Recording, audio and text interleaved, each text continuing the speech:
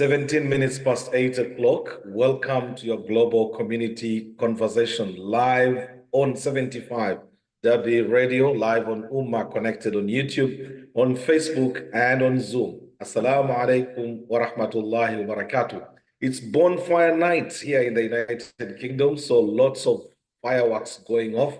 So in case you hear anything, please do not run, just in case you forget. And just mentioning that, I remember when I just come to the UK, 2003, that's about 23 odd years ago. Fireworks went off and oh my God, the first instinct was just to take cover and just thinking of where we come from and what the implications are. Of course, many, many years later, things have suddenly changed and we are now part of that. Even where there used to be war, fireworks can now go off. People go to Sheraton to watch the fireworks or Serena Hotel. Now it's just something normal, but it wasn't normal then. So it's what is going on. People have been, there's a place here in Wall's End, Segedinum. People had gone there now to, to watch live fireworks. And oh my God, I've not seen so many people thronging into the streets of Wall's End just by River Tyne, near the Tyne Tunnel. Driving through that, I was even worried I would be late for the program. But tonight, live on 75 W Radio, live on Ummah, connected on YouTube, on Facebook, and on Zoom, we're going to be talking about loneliness. It is loneliness, though, with a different tech, because I remember sometime last year or early this year, we had a conversation about loneliness, but it was more the loneliness in the diaspora and general loneliness.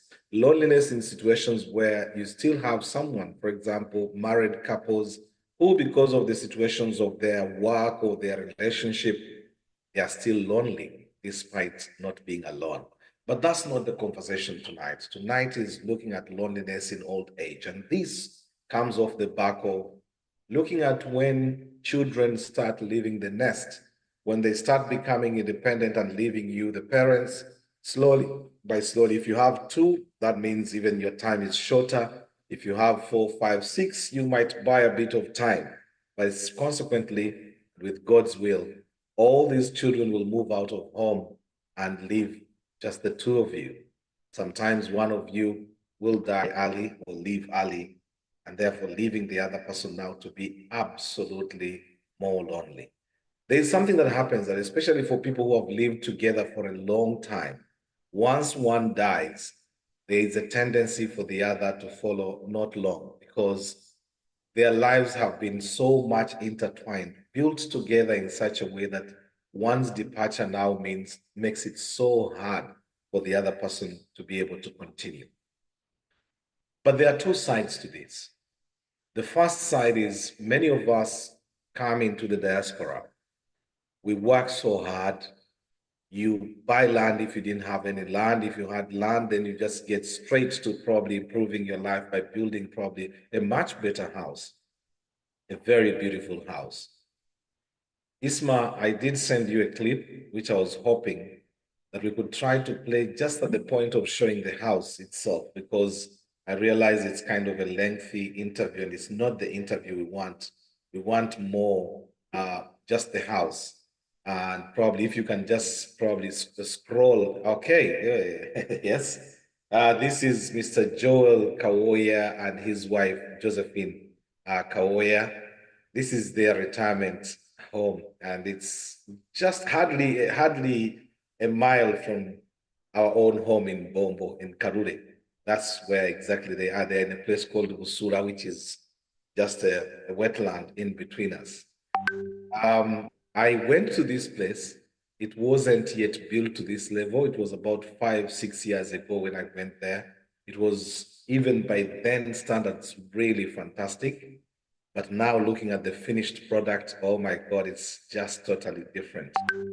Now, people build dreams, and you look at this. I mean, this is sitting on 80 acres of land, 80, not 8, 80. And this being 20 miles from Kampala, someone living the life. It's such a huge place. that I'm just wondering whether the two people, the couple, once they do decide that now that's the time to sit down, whether, well, they will manage to live in that entire palace. I remember the late Sebana Chizito. He lives not very far from here as well. It's just on the other road of Boa. And you have that. Jaden lives just the other side again. This is within the sort of confinement, that within a mile and a half, you can reach all these places. The point I'm trying to make is how we invest so much. You build a big house. Look at that house. I mean, it's uh, I don't know how to put it. That was their dream. They've managed to work and bring it to fruition. But then, as we build these big houses, children grow up. There is a tendency now, you see, when we were growing up, we would be sent to our grandparents and we would, would be with our grandparents. That kept them busy. Nowadays, I don't know what's happened. I don't know whether the grandparents no longer want to be bothered or even our own trust for the grandparents has dwindled to the point that we do not trust them. Isma, that's a different clip playing on there. I think it's the advert. If you can skip, please. Or if not, we can just actually remove it entirely. I just wanted to give our audience, our viewers, just a sort of a context of this particular house and what it stands for. Now you build a big house because within the times that you're living in, that's what fits you. I've been living abroad. How will they see me? And when I come back, I really have to show, I've made it in life. 5 bedrooms, 6 bedrooms, sometimes 7 bedrooms. You still have the children, they're able to be there. But then just see that entire road. Oh my God.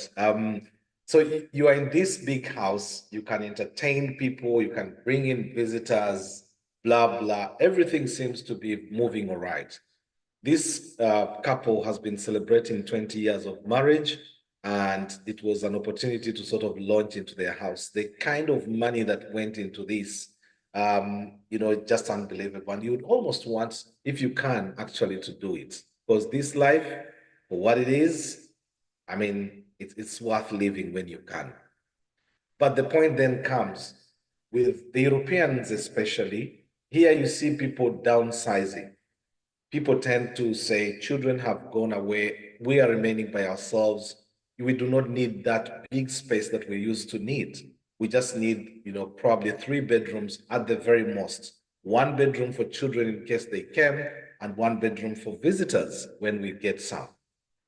And then you suddenly now are left with this 7 bedroom house, too huge, most likely in the countryside because that's where you're thinking about retirement. And then you are disconnected from the rest of the community.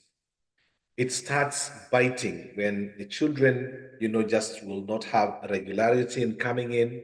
The grandchildren are not brought because now they will have to move around the schedules of their parents, even if it is just in Kampala, leave alone the fact that you would be abroad. Get a sense of that house. Just keep your eyes on the screen, please, as you listen to me. And then life starts becoming, you start now struggling with how to manage this entire space. There's this level of loneliness. You went in the countryside because that's where you thought you wanted to live large. And then suddenly you've been disconnected from people you grew up with, people you've been living with, like in your active life. And then you narrow down now to a time where you're very limited, probably to a neighbor. With this person now sitting on 80 acres, the nearest neighbor is probably 2 kilometers away. That gives you an idea of, what you're going to have to deal with in this situation. So tonight I would like us to discuss this, and I've had two situations. One within my own home. I mean, it's been a full house throughout. You have 6 children, 4 bedrooms, very active house. Slowly by slowly, one goes to uni, the other one gets married and leaves, the other one gets working and rents out. And then suddenly you start seeing all these expanding spaces. And you haven't even yet grown old because you still have 3 to go. And already you're beginning to feel this sense. But other than me, it was more to do with my mother. I went home and getting home, mom is so happy to see you. They've done everything, they've done all the cooking, they're waiting for you. And then you look at home and you see the kind of loneliness that she's in. She's living in a fenced house. You've put there Wi-Fi, she's connected 24/7. You won't call her and imagine that you won't get her because the Wi-Fi is there. She's got her digital television so she can watch all these, preachers from Tanzania, from wherever she's there, watching if she can be Nigeria in the rare instances. But you see the lack of a person being there. All these gadgets are there. They'll try to minimize the boredom, the loneliness, but they do not. Isma, I think we can take off the video, please. And thank you very much. So you look into the home and you see this kind of emptiness. You get to the point of saying goodbye and you see the effort almost to try to stop you to stay a little bit more. You have your own house, and while you've arrived in the country, you're visiting and you can stay a night, you can stay 2 nights, but you cannot stay, that long. You have things to do, you have all these time limitations, and you want to go and do that. It really hit me so hard looking at her. Now she has to almost hold, like parties of sorts just to make sure there are people coming into the home. Luckily, I mean, there will be people visiting once in a while, but then it's not you, the children, who mean a lot more to her than anybody else. And looking at that, I just thought, we want to retire. We want a place that you're going to go to. Is that the kind of life I would want to live? So how do you create now a situation and now her way of survival? Now, I would like to hear from you. It might not be necessarily about you. It might be about your parents. Her coping mechanism has been she fought so hard, managed to buy land next to, just within walking distance of her, about 500 feet, and put a mosque. Now, this mosque was contributed to by the Wako, the children. Mosque came up, and the Masjid Buzi now is a place because she likes being around people. Now, the mosque situation has given her something that she can keep her busy. That keeps the person busy. For men, it can actually even be worse because in other situations, mothers are used to being at home if they were not the sort of working away type. But even if they are the working away type, still their ability to be at home is much better regulated than it is for us men. Men struggle so much.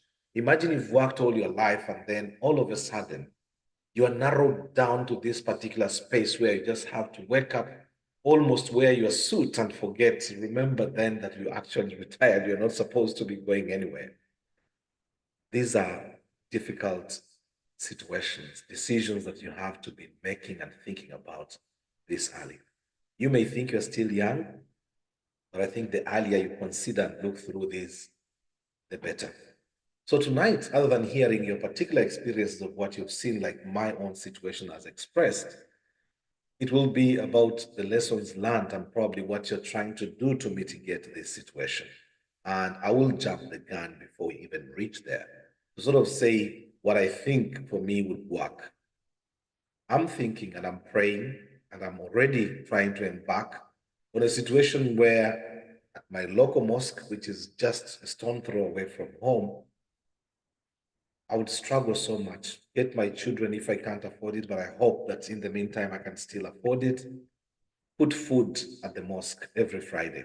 So when people come, like Hajat Kasfa there in North London, did something fantastic. Obeerayo akatogo ka muwogo n'ekijanjaalo n'akazigo akaganda akazito ku masjid, Selby Center. And every Friday you're going to pray. Am I muted? Now? I beg your pardon? Did that just bleed in? Okay, I think it was someone whose mic is open. Oh, it's Zam's mic. Yeah, I've just muted her. And you go to the mosque on a Friday and akatogo kakulinzi, someone else brings mandazi, and it starts building that sense of, feeling of togetherness. For me, I feel like that is one thing that I'm going to, inshallah, embark on. Ask my children to fund me if I can no longer sort of fund myself, but may God subhanahu wa ta'ala make it easy for me. I would want to do that. Get your chapati, get mandazi, as his NK says there. These things now, one, keep people at the mosque. It creates an environment of, togetherness. But beyond that, because the Friday is the general prayer, I would want like a Thursday or a Saturday, inshallah, every Thursday or every Saturday, to just have tea, with Empedekeze, that chapati or mandazi for old people, not young, not everybody's just the old people. Come there, listen to Quran, listen to Hadith, play matatu, because you need to keep the brain sort of working. Play matatu, play mweso, something that would keep people sort of their brains really, really still strong, that by the time they leave and go back to their homes, whatever frustrations they're dealing with for that one day, at least that changes.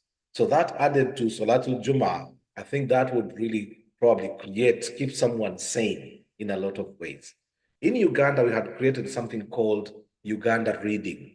And that was where people get a book and they come and read about it. But it was also for me a sort of storytelling. People come and just listen to the stories.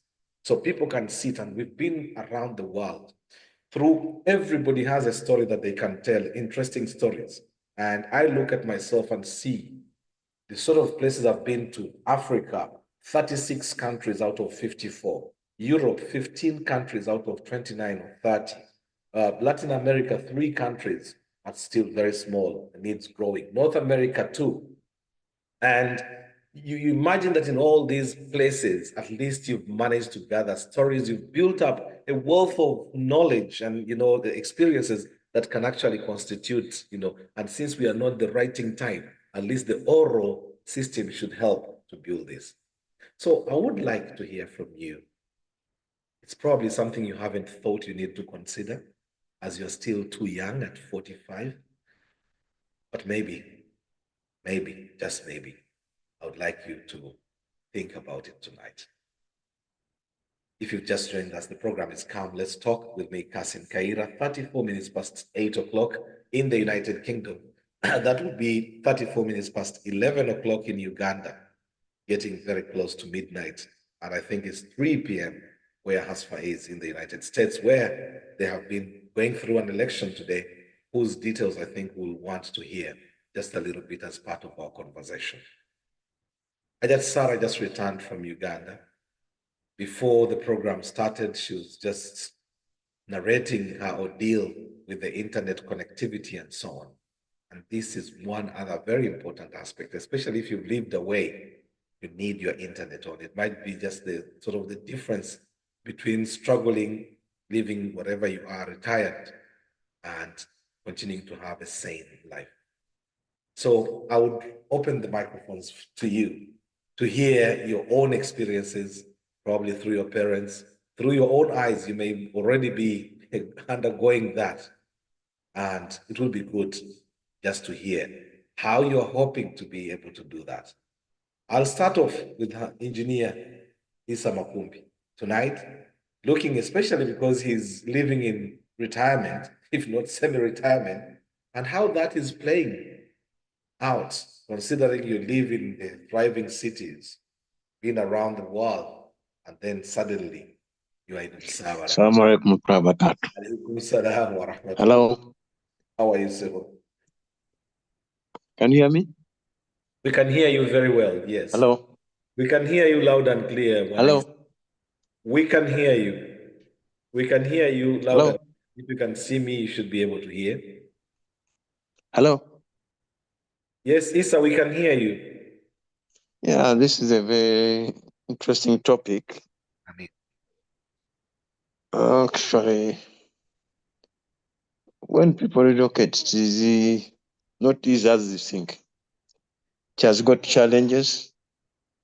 Though you claim to have come from this country, because you've been away for so long, culture and behavior has changed. So anything you are doing is just a challenge. First of all, they think that because you've been away, You are loaded with a lot of money. Anybody who comes in has to overcharge. Think that it is very easy to pick up anything. And family-wise, though you are much of the family, you feel that you've been torn away from them. Culture-wise, their behavior, at times you don't understand how they behave. And in actual fact, you end up having few friends. You might have everything, but you might end up being lonely.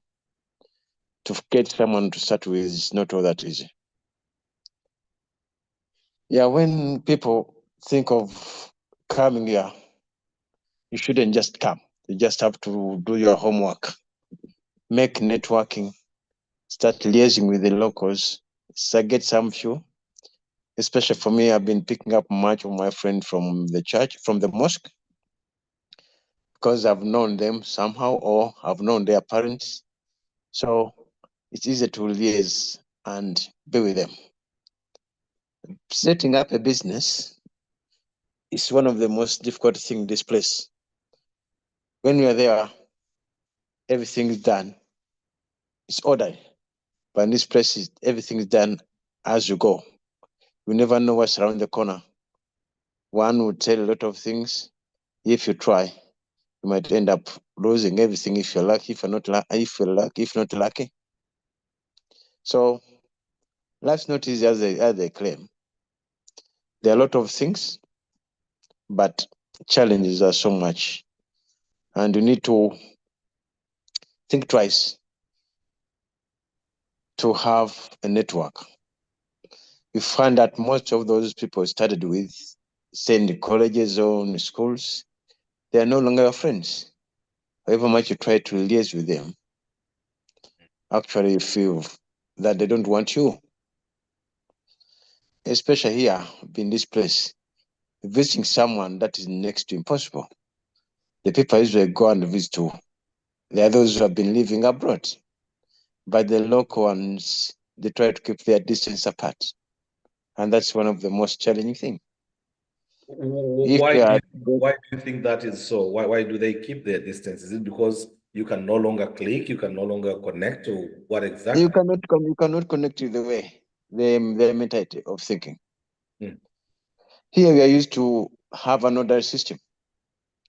If I'm going somewhere, this has to be done like this. That's how it is. It is a procedure. It's done. That's how it's done. But this place you just have to go as you try. For example, today I lost my card, national ID.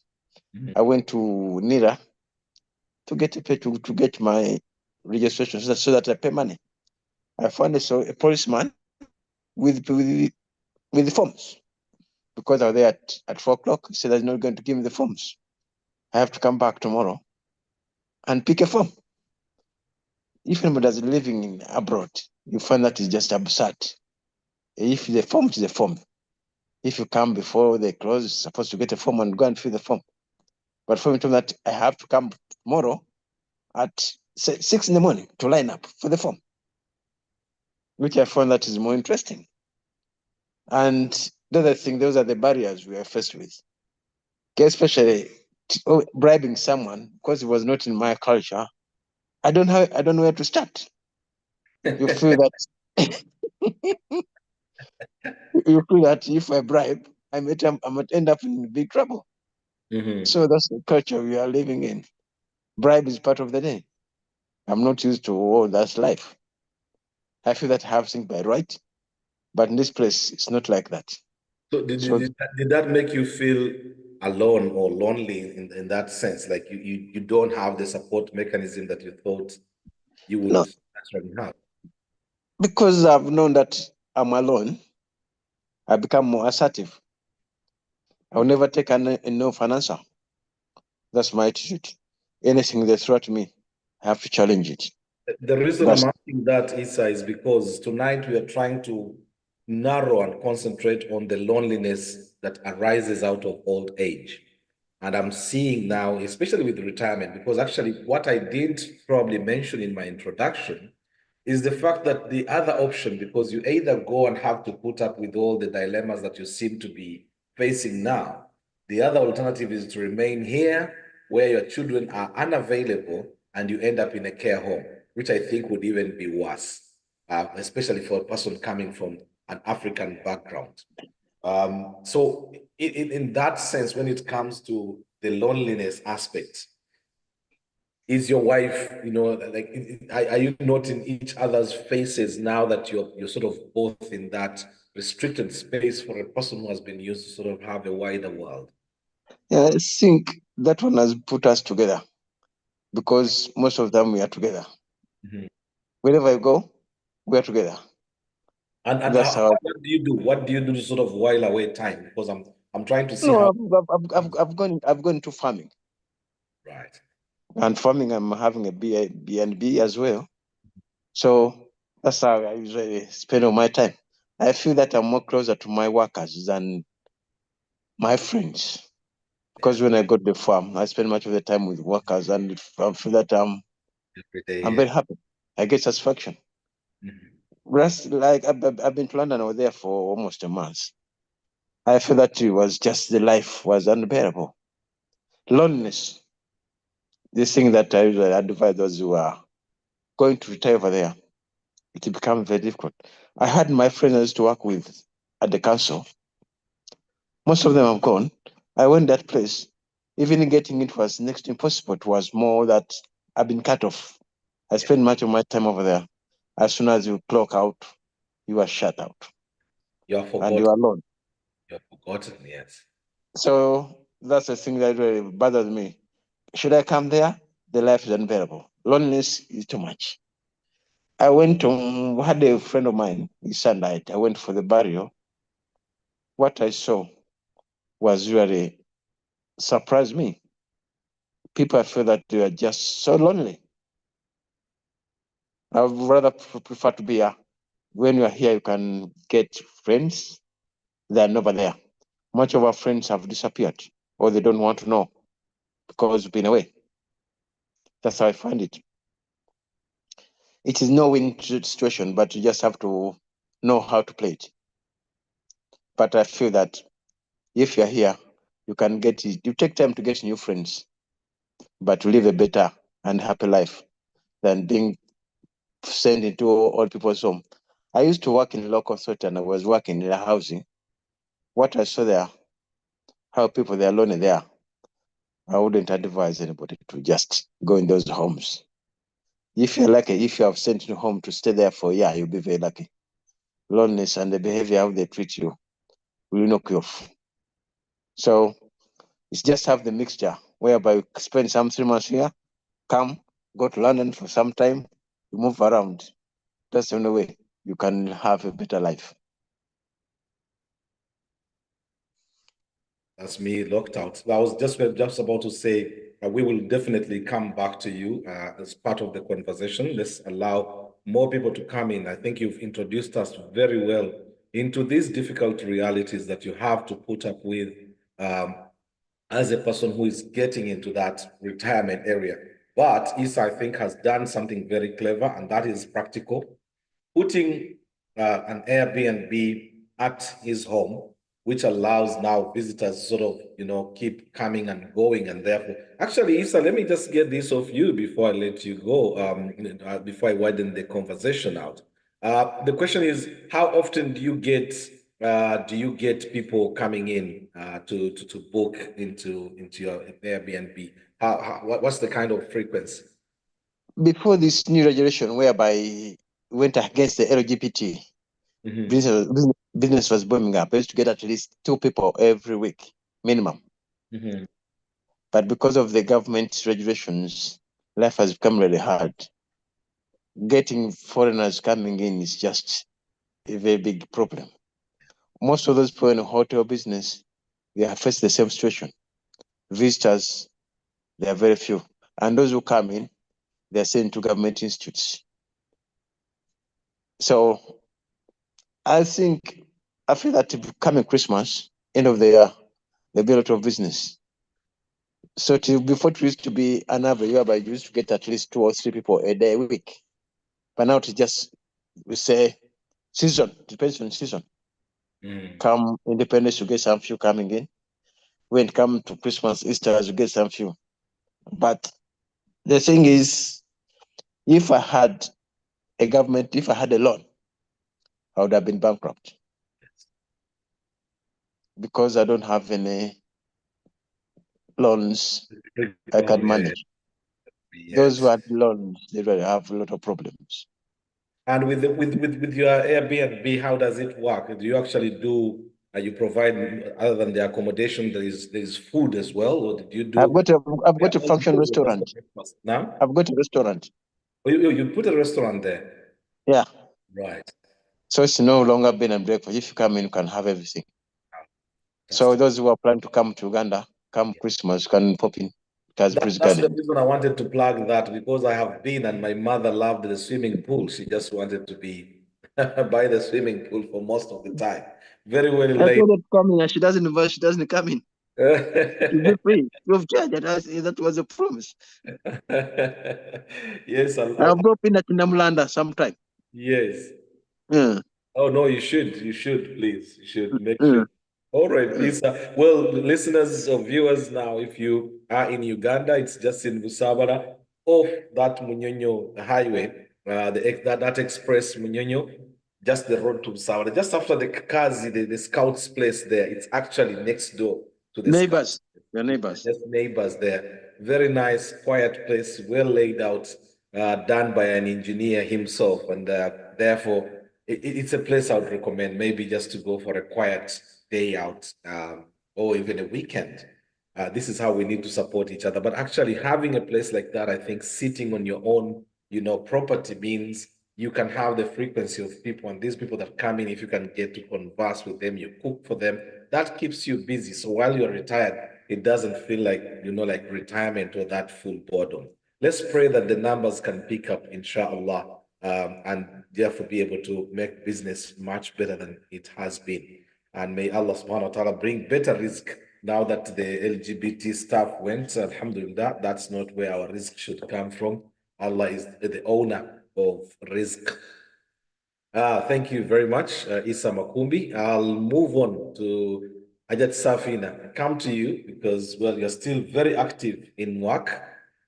But I think it is that time that we should have that conversation about hearing like Isa Makumbi now, working in a council for years here in UK, dealing with hundreds, if not thousands of people, and then suddenly going back and you no longer belong there. Few faces that you can even recognize, and then there's no need for that visit. I've spoken about my own, mitigating mechanism, how I think I should deal with this situation before it actually, fully happens. And a farm is just one place that can actually probably bring in that satisfaction. Ajat Safina, assalamu alaikum wa rahmatullahi wa barakatuh. Wa alaikum salam wa rahmatullahi wa barakatuh. You went quiet there, and for a moment, I was worried that you didn't want to think about the prospect of being retiring. No, I can think about for myself, though I'm not so much worried about myself. Yeah. But when I think about my mom, yes, because when we were growing up, I used to complain that our house was small, having to share bedrooms and stuff. Then what you talked about started happening. My sister got married. I went off to university. And then before you know it, she was in the house with just my brother, who was always here and there. And then my brother traveled. So before you know it, she was alone in the house. So she could take a whole month without ever having to go to the living room. She always came back to the house and just went up to her bedroom. And life was becoming hard. And exactly what you said, you start looking out for people to come and stay with you. You start with the relatives, the house. So it is really a lonely time when your kids grow up, at least until when they start getting you grandchildren. But even then, because they're talking about how maybe people don't want to take their children to their grandparents, but I don't think that's the case. There's very, very few people that can actually send their children to their grandparents, even for the month, like during their school holiday. Yeah, because I think we grow up in homes, and then when we become independent, there's a way we want to bring up our children, maybe a little bit different from how we were brought up. So the kids might go to their grandmom or wherever, but it will be just maybe a week or a few days. But then when they leave, she goes back to being lonely. So what you're talking about is really serious. People are really, really lonely. And sometimes people have been married, but what has been keeping them together are the children. Now, when the children grow up and leave their homes, then reality checks in. So the two have nothing in common. So you see two strangers living in the same home. So somehow this has creates more problems as life goes on. That's what I can say about it, because really, as people grow up and they're in big, like that house we've shown, it becomes like a museum. That's what I can say. Mhm. So yeah, I think you're very right. We need to be thinking about the plans we make for retirement and how it plays out. You're Have talking you, about have you people. given, sorry, go ahead. Yeah. You were talking about people who are living abroad when we go back home. Mhm. You know, when we come out this way, we get this kind of exposure. Because when I look at the things we do here and how people do them at home, and at home you find one household with about 3 house helps. We are here doing everything for ourselves, even the ones living in apartments where there's no, where they have to take clothes to the laundromat. You're doing all these things by yourself. You clean your own house, you car wash, you do it yourself. So when you go home and you see the extravagance these people have, and you kind of talk about it, then bagambo oina akajanja, olesa akajanja kebweru, you know. So before you know it, you no longer coordinate with them. You don't connect with them, because what you think about, your reality is different from their reality. So at the end of the day, you're home and you're alone again, because your kind of thinking does not connect with their kind of thinking. Yeah. Have you thought about, I mean, what's your plan? Allah willing, is your plan just to age and die where you are, or do you intend to go back home? Exactly. Because And, here will make more and that, sense yes, than Kaidira back home, because considering everything going on. that might mean you going into a care home. No, no, no, no. By Yeah. the way, it depends on how you what should I say? Because care homes, I've worked in care, but you'll find mostly whites and then maybe African Americans, but not people of African descent, people of Indian descent, Mexicans. All those people are mentioning family matters, and in the families we have the elderly. So we have grown up seeing this. So I just something the reason I'm saying this, and I mean it, I know what I'm talking about, and I'll challenge you to it. The idea being, it is very easy to imagine that you are not going to go to a care home, and just that just depends on whether Allah protects you and keeps you, just to have sort of assisted living. uh-huh. Beyond that, if you're in a situation where you need, like constant care, your children are not going to be there. They have their own lives to live.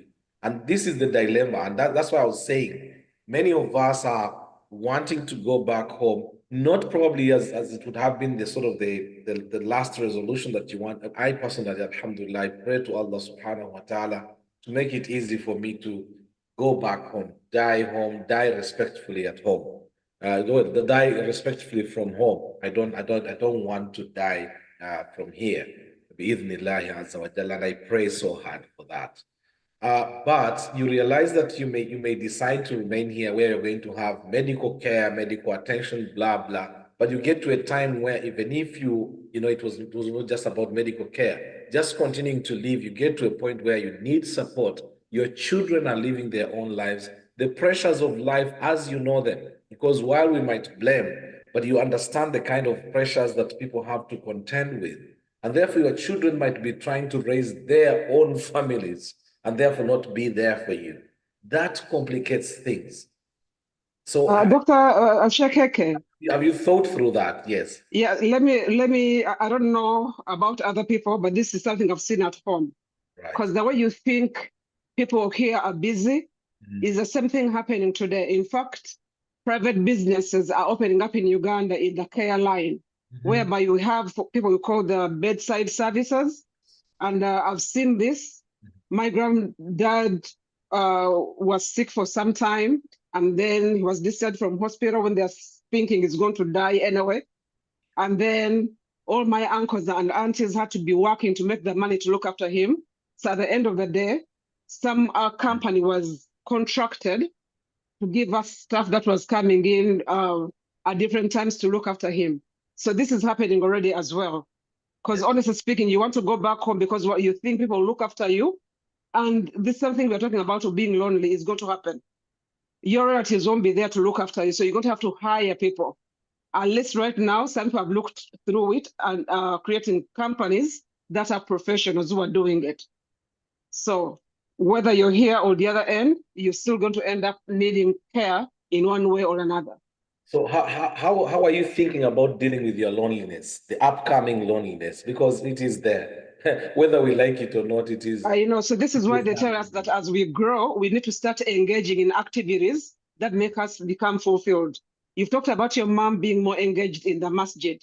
And these are the same things we're doing. You join a charity organization, and then you work with people. In fact, these days we're having elderly people working with youngsters in different things. They say develop a hobby, do something. Because still sitting home and doing nothing, it doesn't matter how well cared for you are, you have the TV, you have the internet connection and stuff, you're going to be lonely. But you have other activities that occupy you, then you're going to be in a better position. So that's how I look at it. Right. Because what my mom, I mean, you think about her, we owned the restaurant for nearly 40 years. 40 years, just short of 40 years, I think 39 point several months into 40 years. And for a person who was absolutely busy, I mean, she was married from a restaurant and then she comes to own her own restaurant later. Busy life. And then all of a sudden that all comes to you are no longer running the restaurant. She gets even the temptation to want to cook mandazi from her gated fence and send the mandazi to the shop for someone to sell, just to make sure one, she wants to feel like she's doing something. She's doing something. Yeah, it's not so much the money that she wants, but she wants to see, yes, I've done something. It is bringing money. I'm not just sitting. And yet you'd have imagined, let's make life, like comfortable for our mother. She doesn't have to do anything, but not have to do anything now becomes a problem. But also something happened recently because she got one of her sisters, and she influenced her, got her to buy land near her, and she's got her kids now who are in the US, blah blah. They are sending money. They've built a house, like just in about 8 months, the house is at a breakneck speed. It's coming up, so they are closer now. My mom goes, struggling with her walking because of the pain in the legs, but she will walk and go to her sister's construction site where work is taking place. Supervising. They talk so much, laugh, and then the other one escorts her back and they sit and talk and laugh. And you see suddenly there's that kind of that is the kind of thing that you are almost missing. And in my recent visit, I got there, and I got to talk to my grandma, to my mom, to my auntie, my mom's sister, in ways that we had never spoken before, because this was a woman, again, who was high life, high class. She was the wife to the ambassador, Uganda's ambassador to Rwanda during Idi Amin's time. Coming from all of that, she was a nurse. And then all of a sudden, all of this now narrows down to coming to this local area. I don't know whether you see the psyche of it, how traumatizing that can be. No, I understand, because as I said, speaking from experience, yes, my mom used to be a business lady. She used to import textiles. She operated, in fact, all through our lives, our livelihood was about textiles. Then it became too much in Uganda, and the business wasn't doing well anymore. And then besides, she used to work hard to bring us up. Now we are all grown and doing our different things. And she was like, I'm going to retire from business. Yeah. So she closed the shop. She sold most of the stuff from home, just closed down sale. So that's how she goes home, and then she's like, what next? So the only option she had, or what she felt she would do and enjoy, was farming. So she buys land on Bombo Road, I think it's called Karole, somewhere there. And then so that farm became her livelihood. She drives from home in Matuga and goes to the farm. So there's a time I go home, I don't find her, and the maids are telling me, Yagenze mu Nimiro. So I drive over to the Nimiro, and I found her. Do you know, this former high business shot was in the garden uh, uh, uh, with a chai around her abaya, and she was digging furiously. I talked with my brother and said, can you imagine what mom is doing right now? So we're like, okay, if she's really so passionate about this, she doesn't have to physically, because she already has a back problem.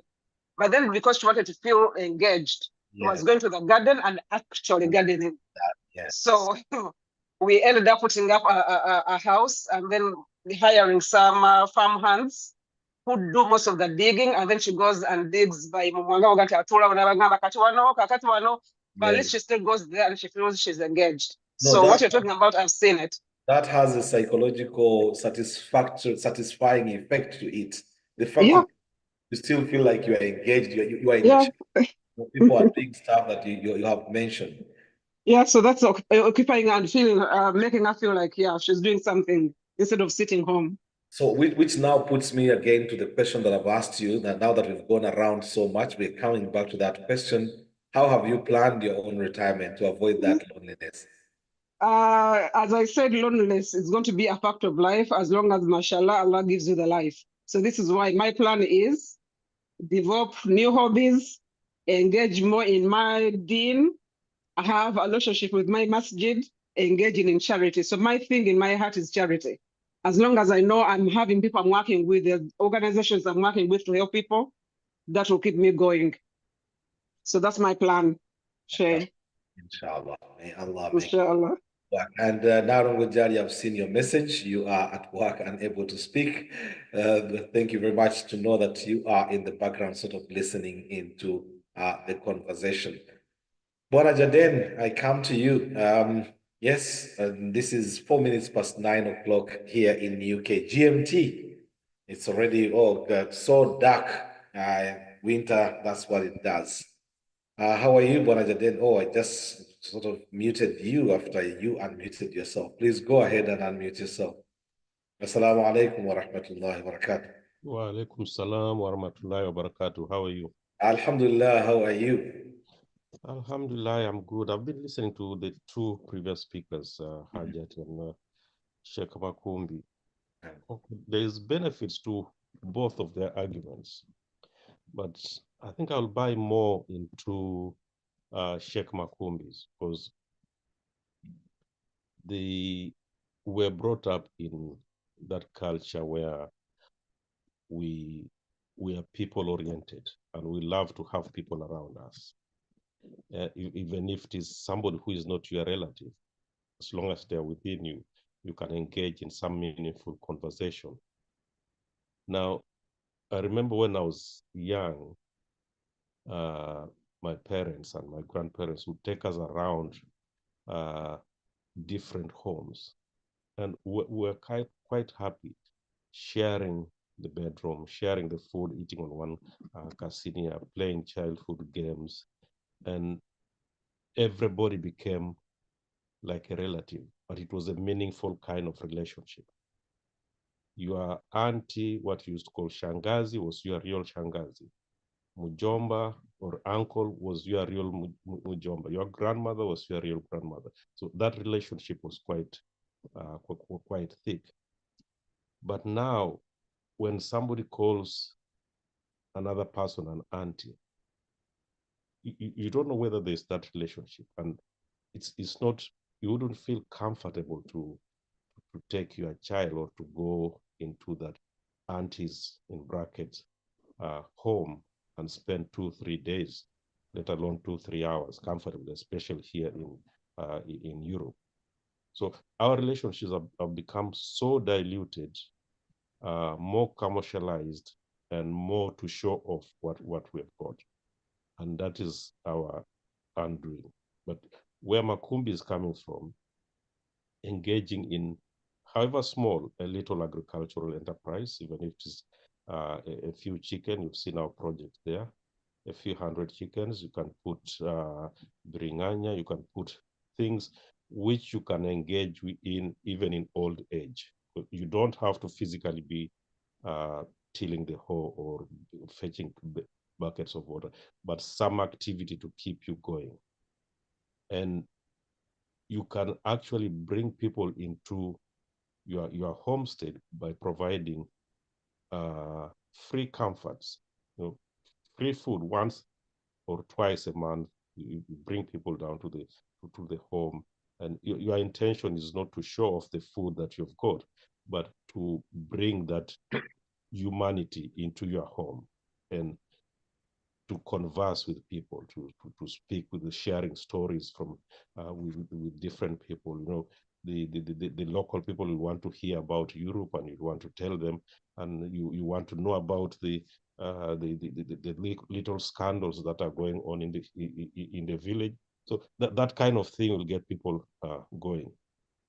Now, what the sister was saying there, the comforts of that you get here in Europe is very different, because I've worked in the care sector, and there are times where you don't have, or you cannot make that decision to stay out of the care home, because you might have the wealth, you might have the people, the children to look after you, but the local authority will decide for you and say, no, you're not capable of looking after yourself in your home.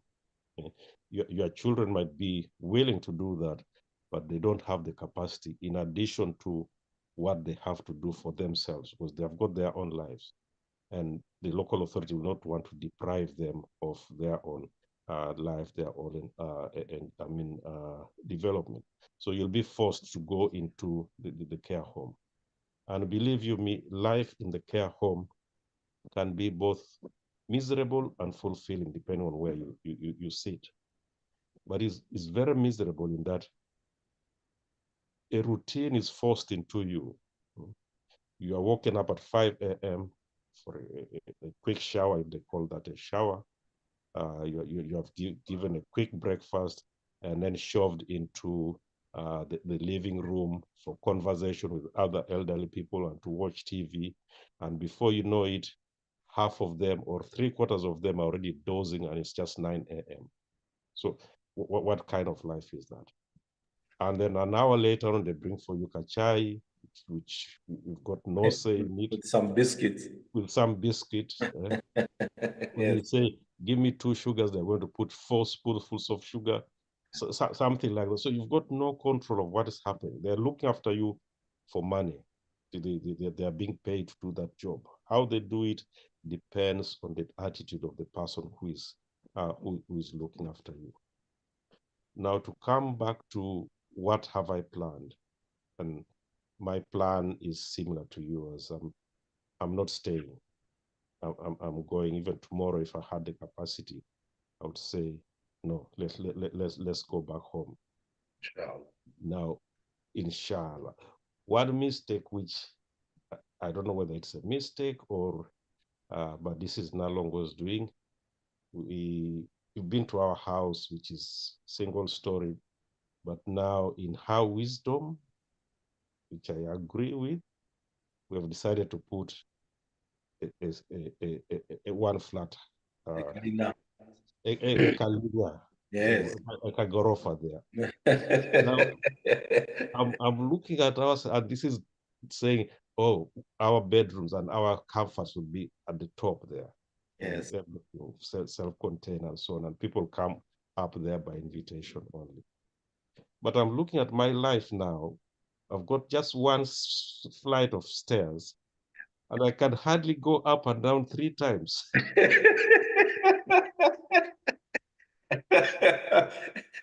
You have to drag yourself, just sit on your bum and just So scroll down with your bum to the bottom. we might have to swap places with the maid or somebody and say, no, you go up there and we'll be down. So absolutely, sometimes the planning can be meaningful, but you misfire the planning because age, you don't know when that age element is going to catch up with you. But I'm going back, going to look after a few kienyeji chicken, plant brinyanya, do things within the home, and life goes on, and engage in the local masjid, go to the trading center and see people playing what is it, Ludo or whatever. Just go in and blend with them. But my problem, as you know it, the language. Yes. My head has failed to twist itself around the language of the local people. So I'm always either very silent or not there, but there. If you see what I mean. Well, I remember the kind of face of satisfaction that was in Yuan Narongo's face as she handed me, and I think we were with two other people, a tray of eggs. You know, each one now a tray of eggs, a tray of eggs. There was just that look of satisfaction. I wish there are particular moments that you wish you could freeze, you know, and store forever. But the way she was instructing, you know, the guys, the workers, you know, bring that tray, bring that tray. And we all ended up with our trays in our hands as we were saying our goodbyes from the house. Meanwhile, they are doing the extension now to the to the Gorofa. That look alone, I mean, was enough. You know, there are times when people look for so much, but that look, I still remember, and this is what I say, that it was just one of those moments that you almost want to freeze and keep for the rest of life, just as a reference point. You get to a point where what people might look at as small things suddenly now mean the world to you. And as you get into that time of retirement, of, you know, where the loneliness would have come in, every little, as the Tesco say, would be more appropriate. Every little helps in that situation. There's just that kind of happiness that comes in. There's nothing that gives me satisfaction like someone now comes in. We planted a lot of skuma wiki, and we were sort of just doing it for the farm kitchen garden. And we put skuma wiki there, we put tomatoes there, we put, you know, like different, we put celery there, we put dania there. Someone comes, and as they are leaving, you hand them, you know, you hand them A sukuma wiki bunch. quickly.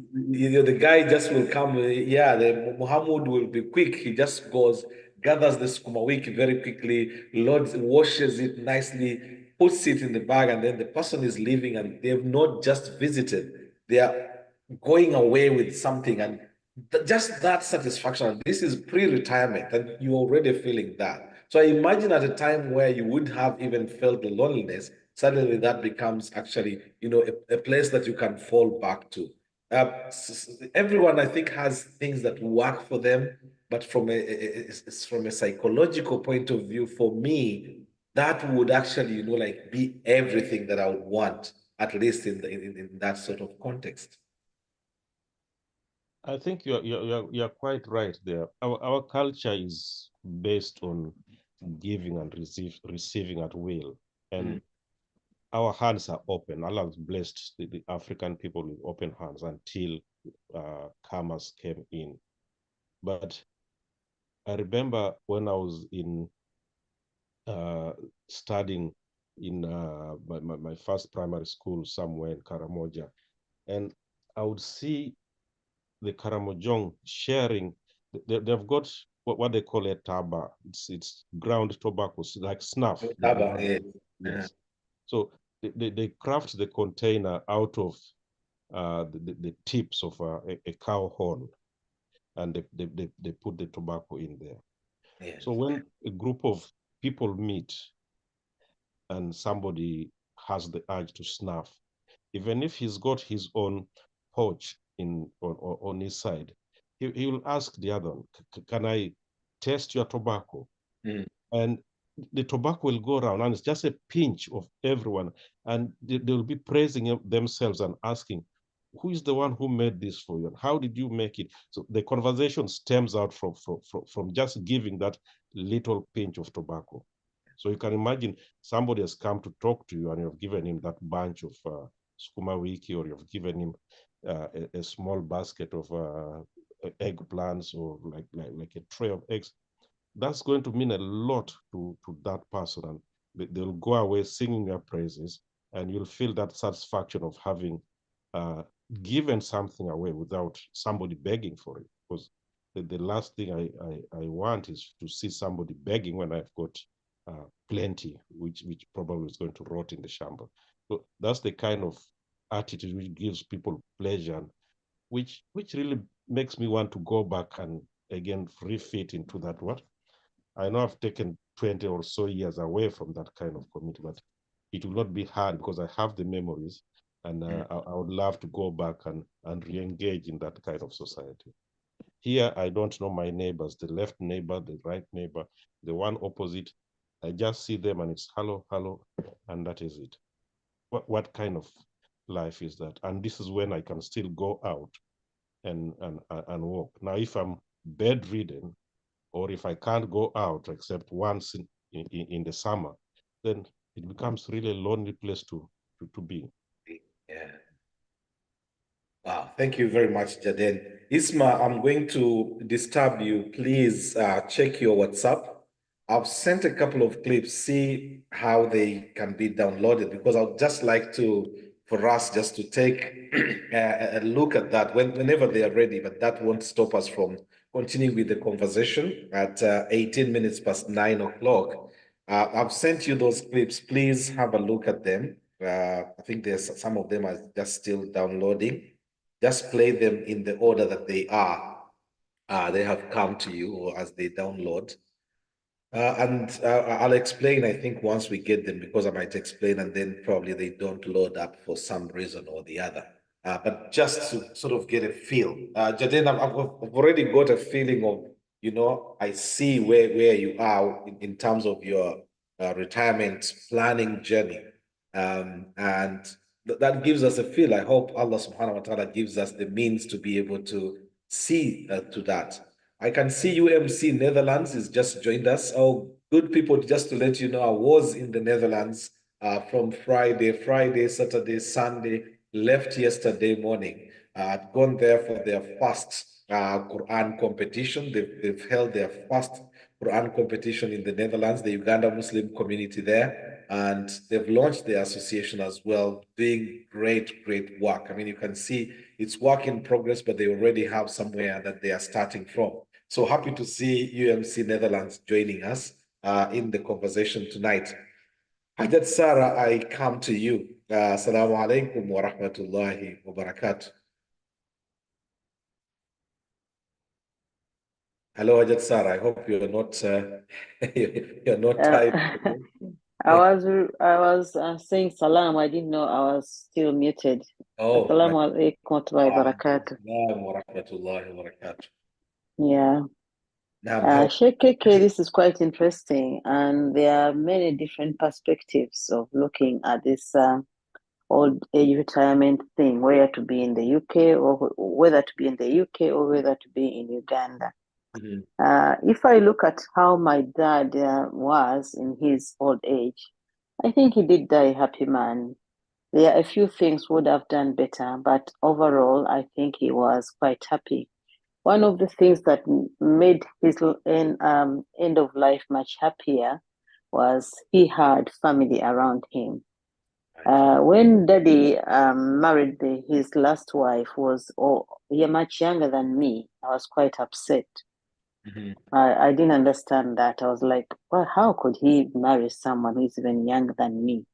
I was like thinking he was a kind of a greedy man, someone who never had any kind of satisfaction, because not only did he have other women who were of his age or even a bit younger than him, he did have other women, and then he had another young woman.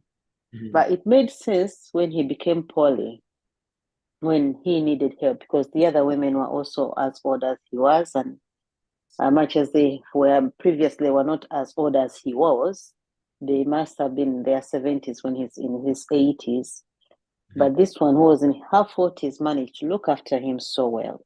because there came a time when he did nursing in bed and looking after, feeding, because she was energetic enough, she was able to do that job, which would have been really difficult for us. Also, he had some grandchildren who are younger, who are not like school age, because that mom of ours had her children give birth or have children who are younger. Ours are now old and bigger. They are already out of school. So those young ones, at first I thought it was a burden. It was going to be a problem. And when I visited Daddy, I found a baby cot in his bedroom. And I was like, what kind of life is this? How old was he? He was in his 80s, but 80s, yes. the cot was not his baby's cot, but his grandchild's cot. Wow. Yeah. So for me, it was kind of when you first come in and you make your own kind of assessment and you think the situation is really not working or is quite going to be a problem. But when I was like, this baby is going to cry in the night, and how does my daddy get any sleep? But for him, he was feeling happy that that little life was there. So what I thought was going to be a problem for him, it was giving him joy. He had a young child he was looking after. He had a baby who would wake up because he was a prayerful man. He hardly slept. He spent much of his time on the mat in the night, and he did have a few naps in the day.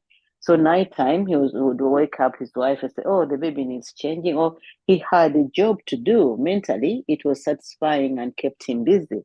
So those young children who are in the house, when I would have thought they would be making him work harder or making him not even have any rest for him, it was all working and he had all his marbles and he was happy. The downside was he did miss out on a social life outside his house because much as I wanted to get him a mobility scooter, the infrastructure at home wouldn't allow it. There was no way he's going to ride the scooter, the electric scooter to town because it wasn't that far.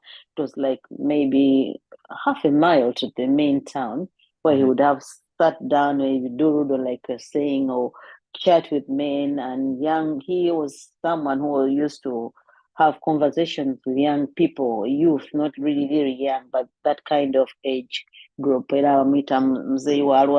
youngsters used to love him and enjoy him so much. A few would come around and say hello. So wherever he was quite happy. Now, when I look at myself, I'm really already starting to feel kind of miserable.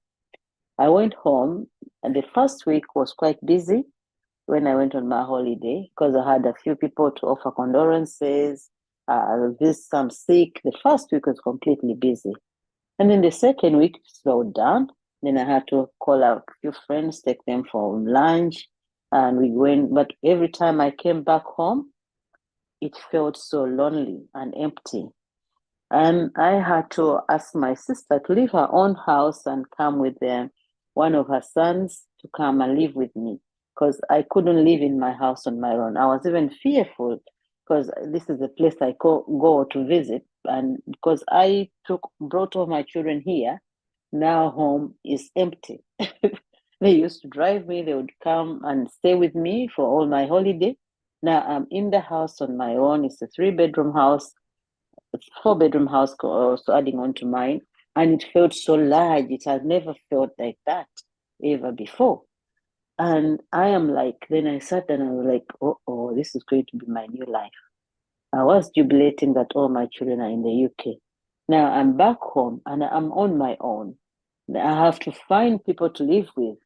So now what is going to happen when time comes when I can't work? Because now when it came to the 2 weeks, I was like, will I even be able to finish the 4 weeks? Maybe I need to book a ticket, change my ticket and go back because it was getting to me. Then I tried to connect with the UMA Connect on the Zoom and stuff, and the internet was bogus. It wasn't working. So after going out and enjoying the food, the evenings were dragged on because there was nothing to occupy me. I didn't know the Ugandan channels and I didn't know what to choose or what would be even interesting for me.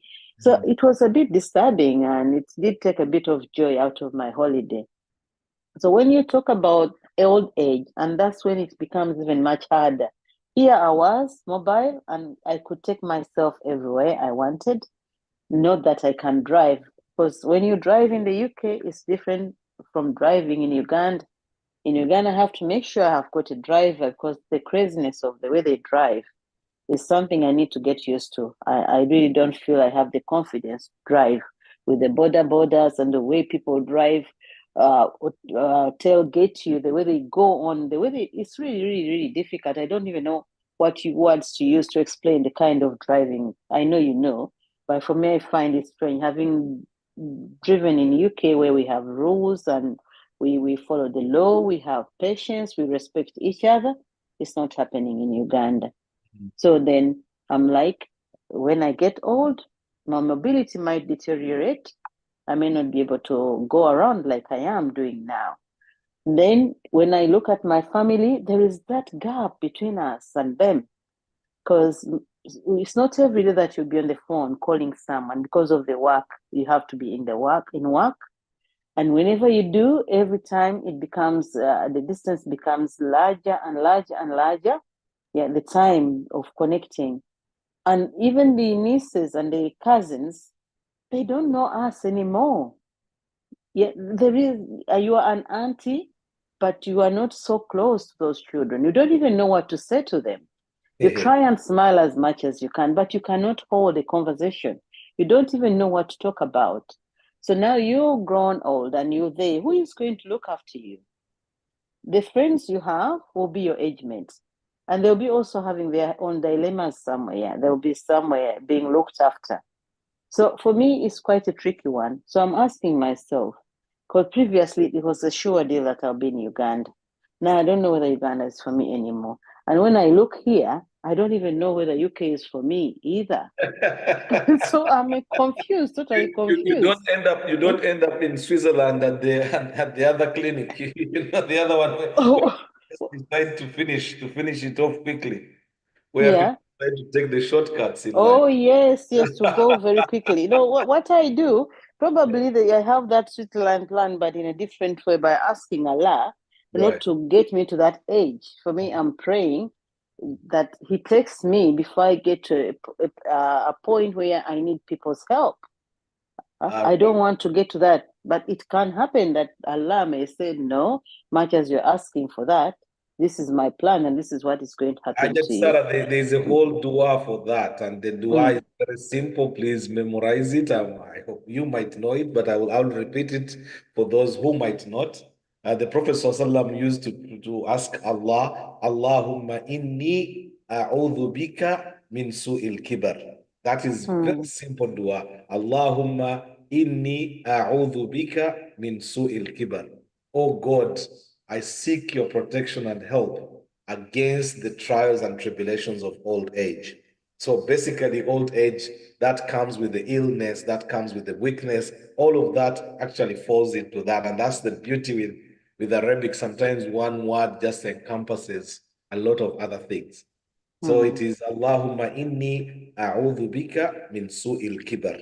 Su'il kibar is the trials and tribulations of old age. So you don't have, God can keep you, you live up to 85, 90, 95, but you're still able to keep your mind, you're still, fully sane. Your faculties work very well and you don't have to worry, for that matter, you don't have to worry about that. That's the prayer that you can actually, do.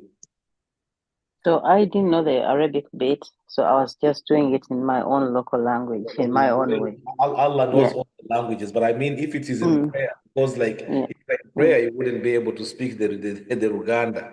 But especially around sujud, when you're on sujud, you have recited the Subhana Rabbi al-A'la wa bihamdi, Subhana Rabbi al-A'la wa bihamdi. If the time allows, if you're praying by yourself or if you're in Salatul Jama'ah, you add that moment. Allahumma inni a'udhu bika min su'il kibar.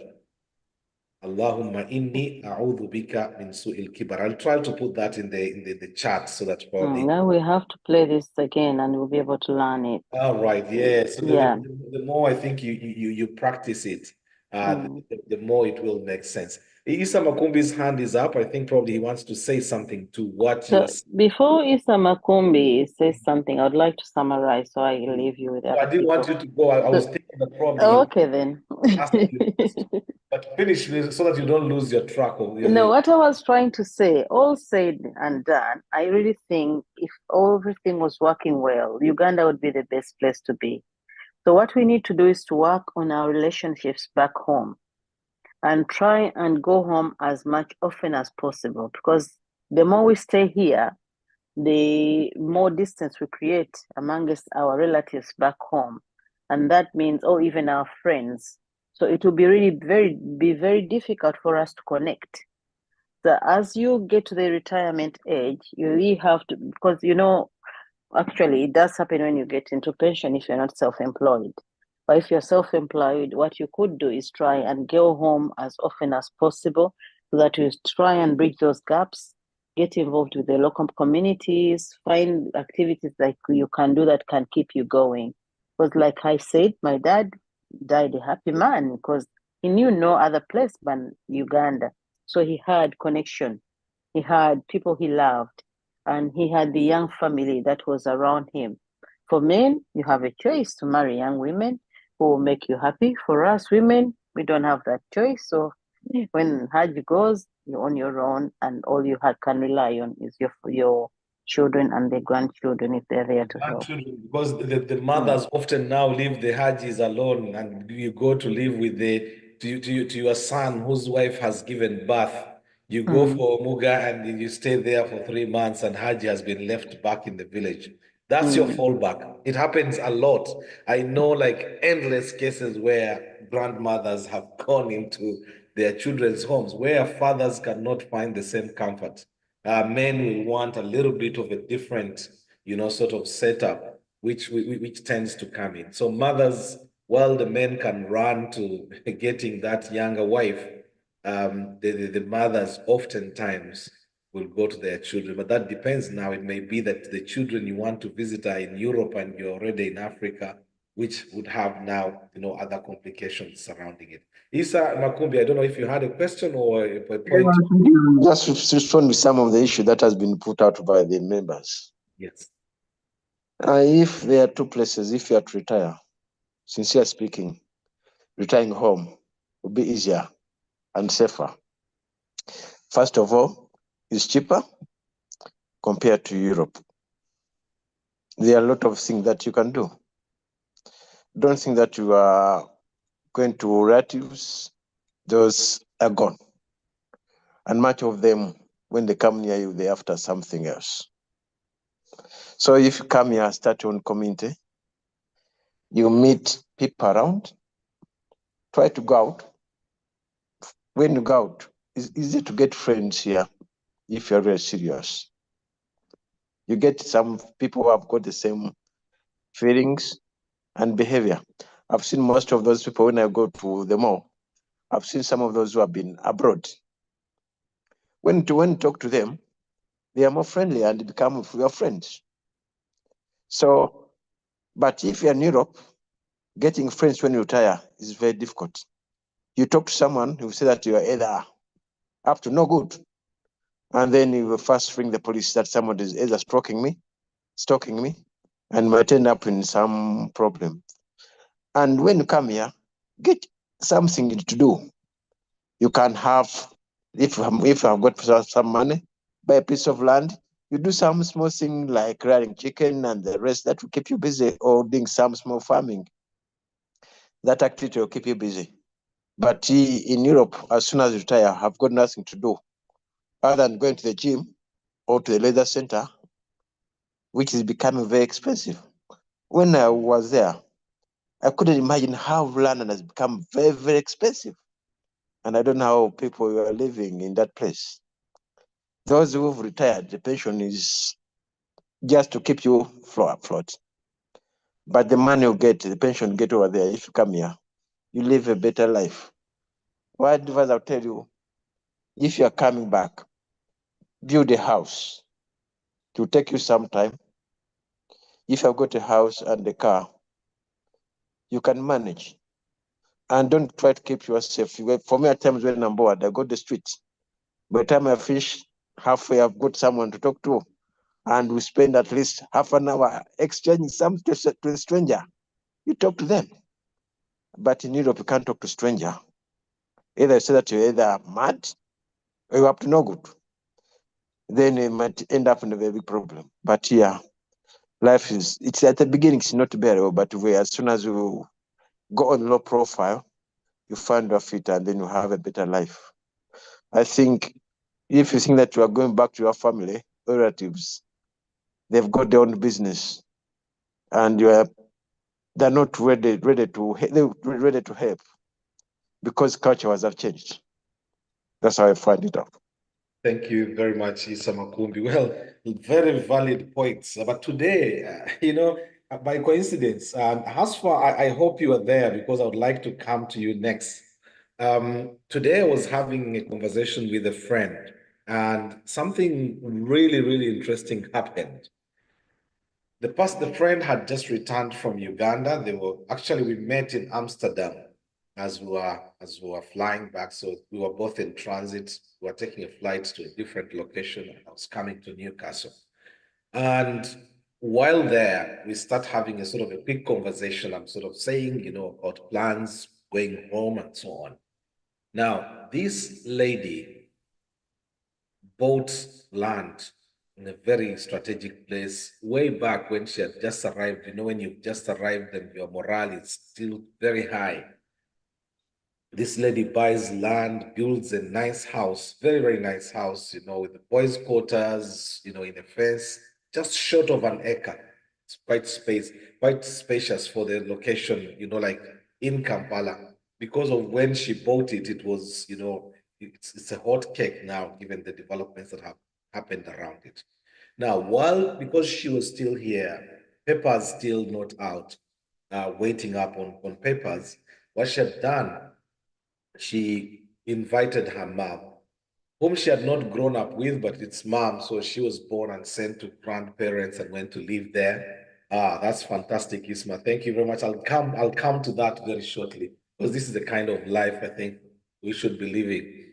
Uh-huh. So this lady goes and after building the house, she gets the mom who she never grew up with because she was brought up at her grandparents' place, and asks the mom to come and hold on to the house, like stay around the house, not giving her the house, but asking mom, come live in my house, leave the village, come closer to town.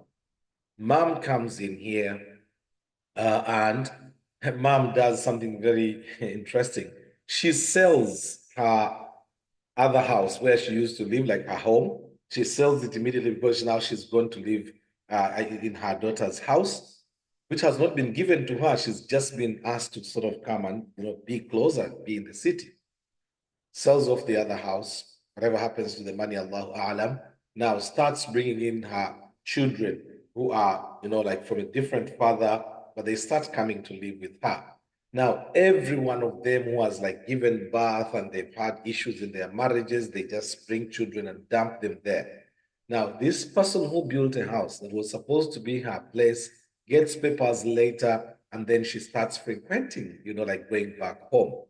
But now she cannot even live in the house because the children, her mother's children, the stepbrothers and sisters, whenever they see her arriving, they sort of create a kind of a situation that makes it very difficult for her to even feel comfortable to be in her own house. Now, if you're talking about retirement, imagine you've done all the energy and you're sort of thinking, this is my time now to go and rest. And then all of a sudden you find yourself in this. It's one of those things. But like tonight, I've been surprised, not shocked, but surprised. Because with a person like Hajat Sarah and Hajat Safina, I would almost be certain that we are going back home. To hear them changing their minds with good reason in terms of, the explanations of what they've given, that has sort of made me think probably, it's never over until it's over. We might end up, in situations, but I pray to Allah subhanahu wa ta'ala. I pray so hard that I don't have to retire or have like my final days away from what I've worked so hard for and loved so much. There's a young lady. She's been in the United States of America 12 years, more than 12 years. She was there actually for more than 12 years, but she's never returned to Uganda in 12 years. In that time, she embarked on a project, started developing a farm, built a farm, and everything was just being done remotely on the phone, managing every step of the way, not being there. It's just one of those rare feats where you get a trusted person who manages to do that. So I just wanted to share a few of these videos because I went to this farm and it left me, it's one of those places you go to and you feel like I don't need to be out of here. Like if I was here, I wouldn't need to be anywhere else. So Isma, if you can just please play those clips and then we'll come and hear from those that we haven't heard from. Hawa Mohammed, I think we'll come to hear from the Netherlands as well. Being first timers on the show would be interesting. Aida just joined us, but probably just in time. And then Zam, I hope we will be able to get her. Narongo Jari already said she was at work, but I saw her in a car, so probably she's left work as well. So maybe we might be able to hear from you. Isma, if you can just play some of those clips, please, just to sort of get a feel. It's just that kind of life that you feel if you put activities on a farm. Yeah, you can play, don't mind my talking. I'll just be talking in the background when I speak. Now, this particular farm, they've done it in such a way that they do all their food, they prepare local food, very local food. You go to the farm and you're fed. That's the lady returning to Uganda after 12 years. Her name is Umaira. For me. I'm inundated with food now. This is what life on a farm actually means. How does it feel to imagine that all of this, growing on here? I mean, you just feed totally on what you have grown, except probably the salt, which will come from a shop, the rest, and the glasses. Rice, but the rest is all grown here. Fantastic. I mean, this is the future. This is absolutely the future for people to create some kind of self-sustenance, but also create an environment where you can get away from the city noises. Come here and sort of relax. I'm just about to enjoy my chicken. Please, I'll eat on your behalf, viewers. Right. Well, Isma, you can just keep playing. I'll just be talking around the clips. But what this lady did is she just built 4 very beautiful cottages. I mean, given a very nice finish. It's deep in the village in Rengo there in Chinoni, and you wouldn't even know, that this is the place. Seeing, the layout, very nice compound. And then the animals that even people now can actually just go there and get the therapy. Isma, if you have the more clips, please. I just needed, especially the other one, the entrance, the sort of the gate clips. Once they are ready, just play. I think skip that one. I think we've seen a bit of that. If you can have the next. Assalamu alaikum. This was a message. Half farms. Nienda kukulira on your behalf, as you can see. Bintu biri wano so kolengere ekyo kinyewa kino French beans mazomuteekako eno luwombo masaka eyange yino karumonde kako katunkuma bismillah dodo omche njogere chinde kechi salamu alaikum kankulire munnaye.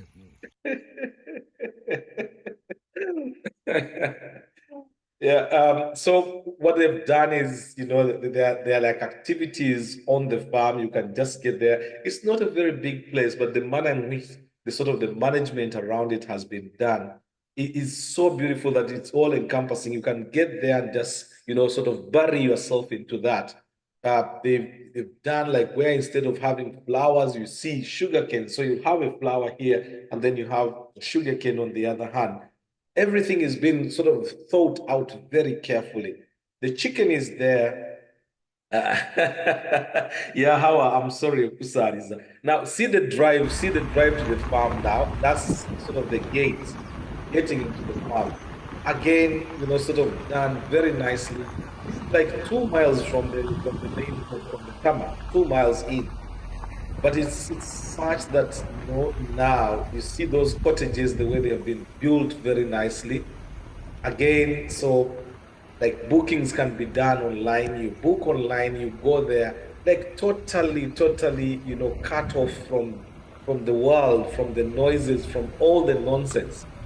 You see the artistry that is gone into that. This can actually increase your life by probably 5, 6, 7 years added to your life. Of course, as a Muslim, as a believer, I know your time is written in such a way that you can't change that. But just look at the sort of the thought process that has gone into the place. Someone carving out, you arrive, you see the cottages, the way they are sort of laid out, spacing, the privacy, that large compound now, that garden. So even if it was a wedding, for example, you just wanted to have your private party there, you can have it. This takes time, and if you're not, if you're on the ground, you can actually do it much faster, much better, much more cheaply because you've taken the time. Look at the flowers, look at, like the way everything is sort of been worked out and thought through. You come to the place and suddenly just feel how welcoming it is just looking on video. Look at that layout, look at that huge compound there.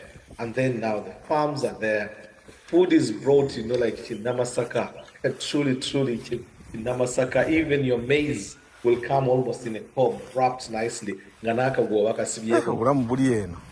Obulamu buli eno.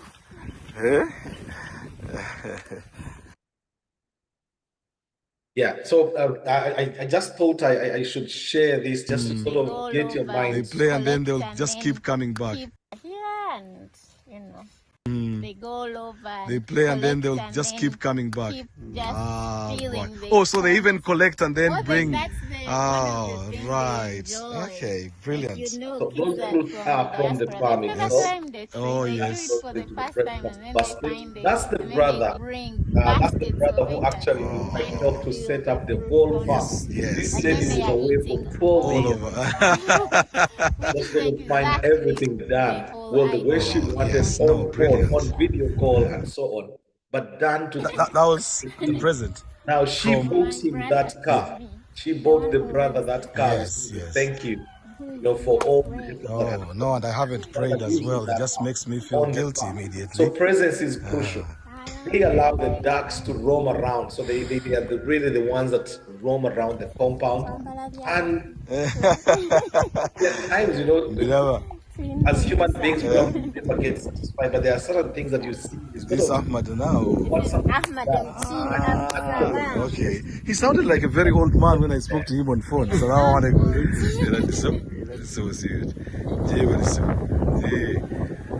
Do you know that I'm Nabudu as well, in some way? I'm from the other side of Nakasoga there. Kalisizo side, yes. My brother. Oh, I mean, yeah, so Isma, I think you can stop that so we can get talking. I'll speak to him very quickly. Give it an idea. At least, let's have one more clip, please. Let's see the next one. You click on the next one. Let's see that one. Let's go to the other one. People are like, oh, next one. Yeah, I'll buy a cow for the that one. Yes. No. It was the next one. The next one to eat. Yeah, that one. Is it not playing? No. It's like a farm camp. I'm here now testing on everything. Now I have to make sure I've touched everything. And seeing America now being able to still do the talk the Chikanda way with Ragaro, being able to cut without a fork. So for many people now going, see the mats we are sitting on, everything is sort of presented in sort of a traditional way that gives you that kind of peace of mind. It's one place. I mean, you get there and you are.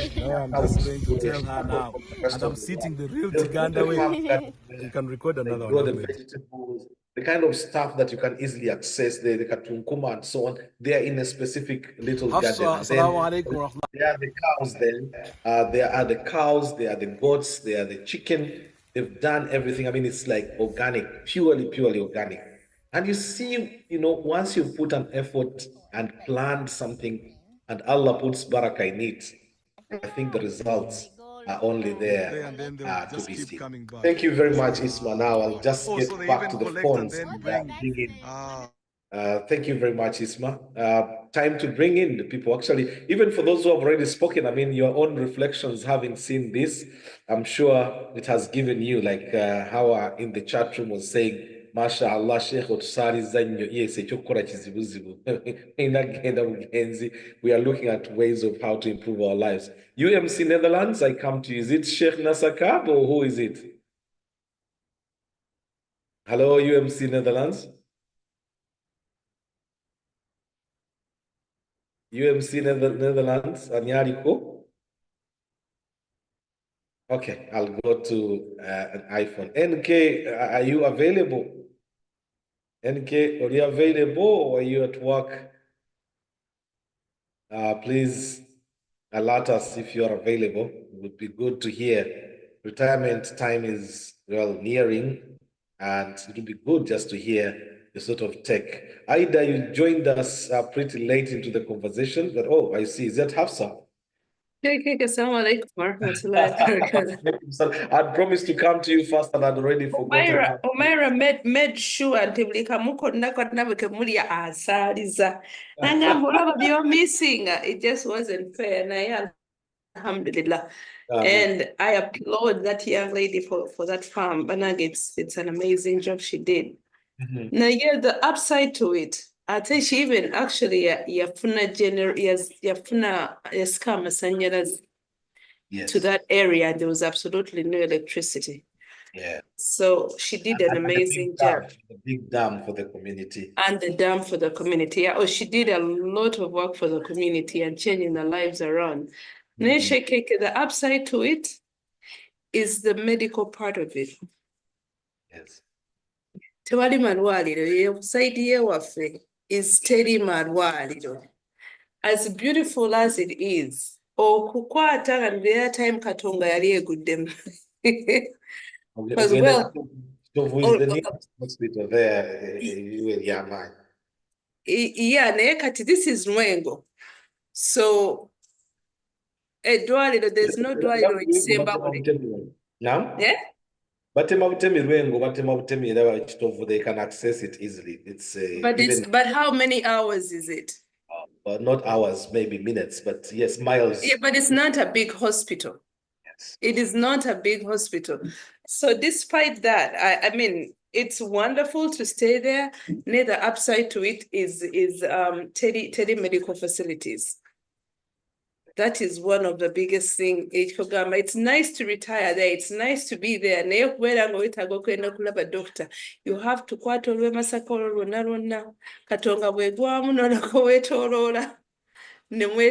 but then it's really beautiful. What's your retirement plan?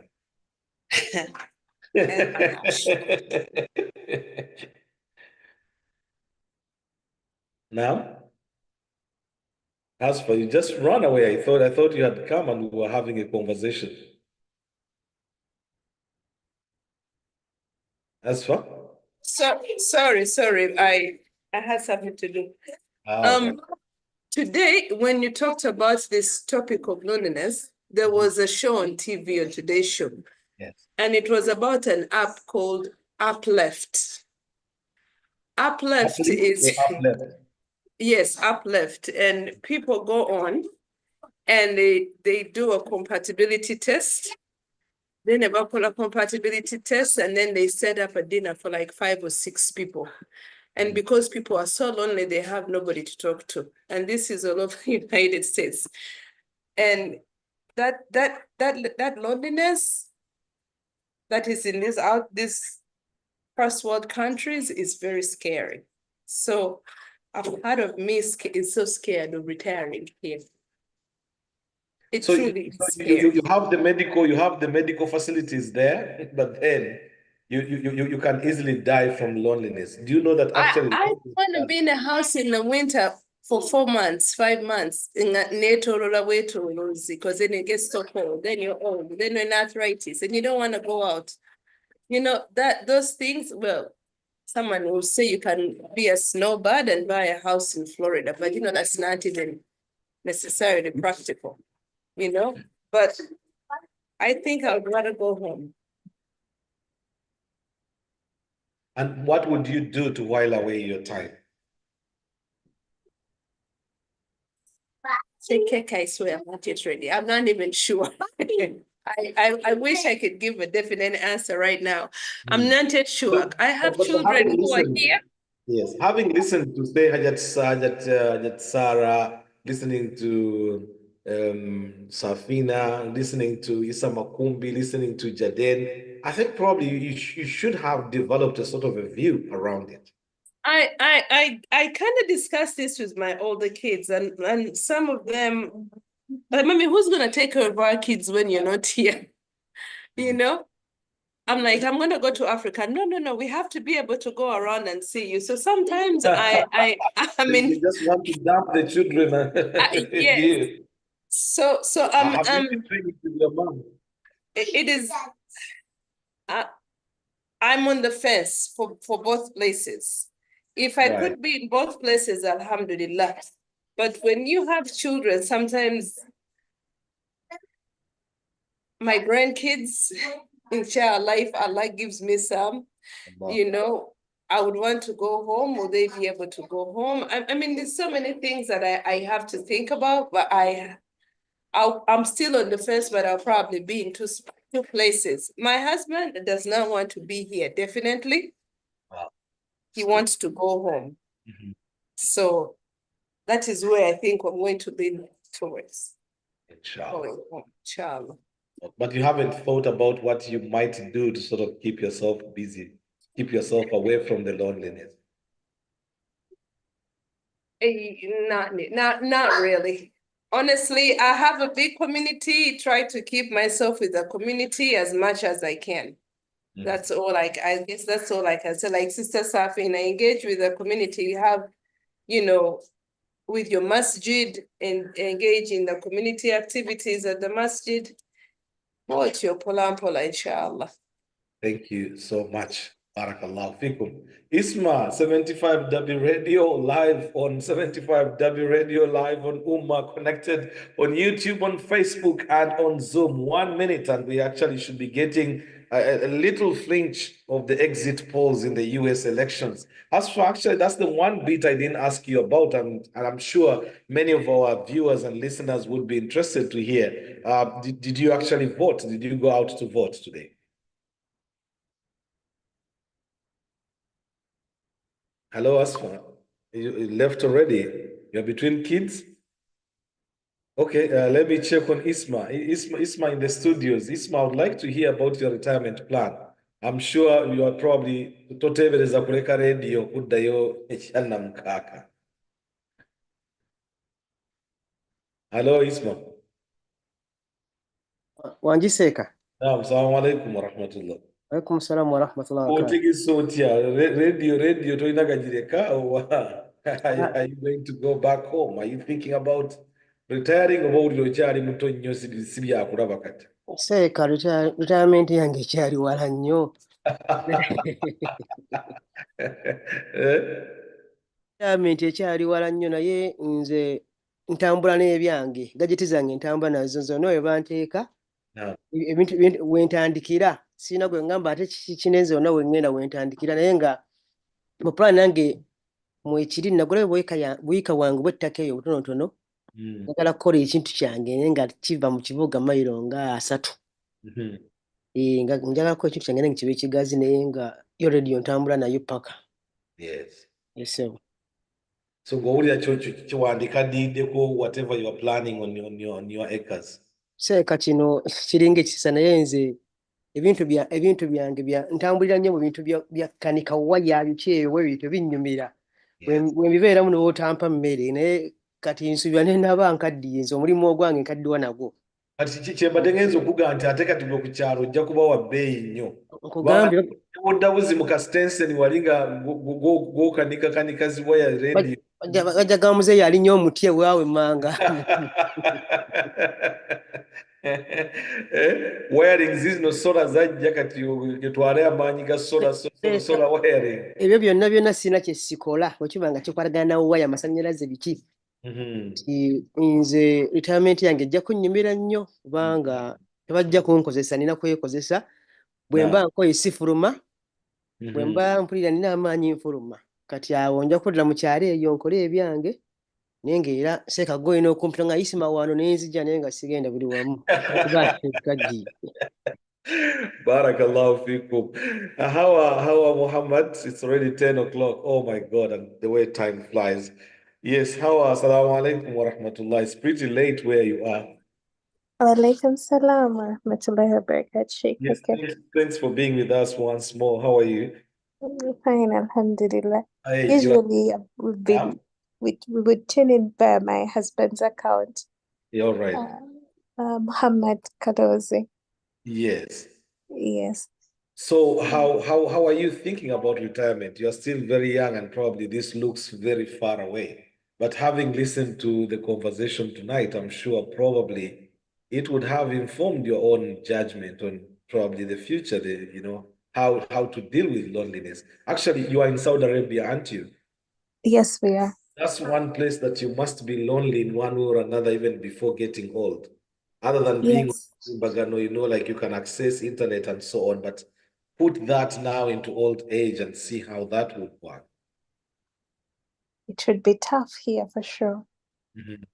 But it's funny how I feel like I think from yesterday we've been talking about getting maybe a family home or something like that where you go to relax and look at green stuff, animals, plants, things like that.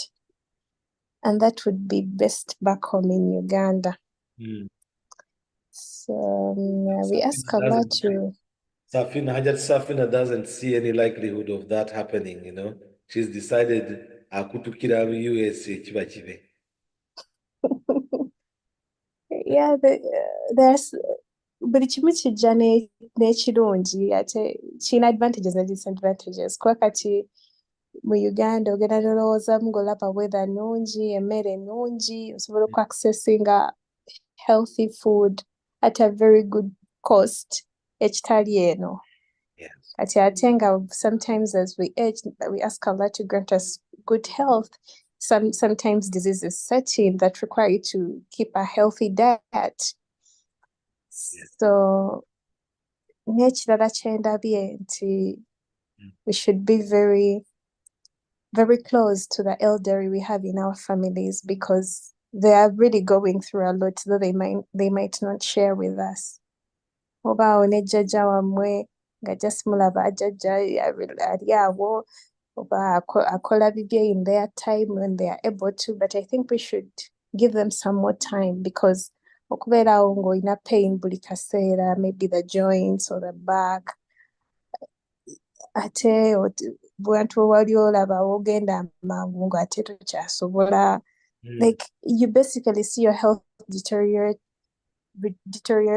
Kati ndaba nti we ask Allah for good health and a good old age, naye ate era nga we have to keep things in perspective. Era tusaasire tuleme kufuna old age tulemesa kukola bye twali tukola buli nga tuli bato.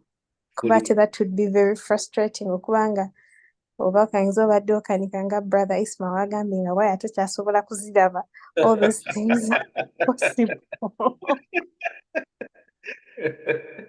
No, actually, I think in all the conversations we've had, and that's how I thank you very, very much, because you brought up something that I don't know whether it skipped us. So because we were assuming that everything was just going to go, sort of perfectly well, leave alone the health issues.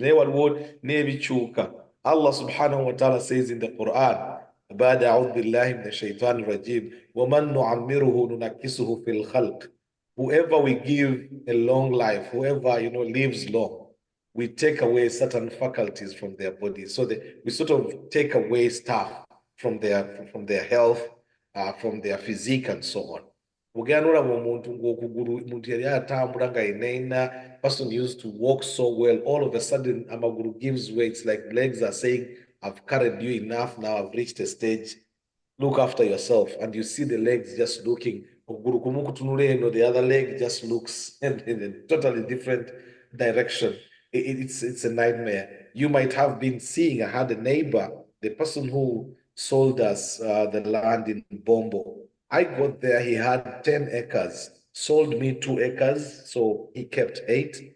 By the time he died, which is it's almost 2 years now, by the time he died, he had 2 acres and I had 8 acres. So you start selling off what you have built up over time. It can be a painful thing. I mean, your money, you're using the money to sort of get medical attention and so on.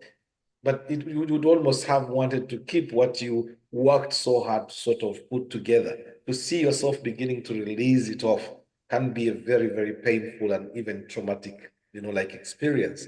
You think about, so probably how you're going to age is going to be determined by how you are health-wise, because if you still have your faculties working well and good, but the moment you go blind, I mean, the neighbor who sold me the land became blind before he died. So for a couple of years, man, he had very limited sight, very, very limited sight. And for a man who used apparently to drive a truck, go to Ginger, he used to carry eggs from a big egg factory. He would tell all these stories, and you could see the trauma that would come, with that inability to do something that they had done for so long, very independently.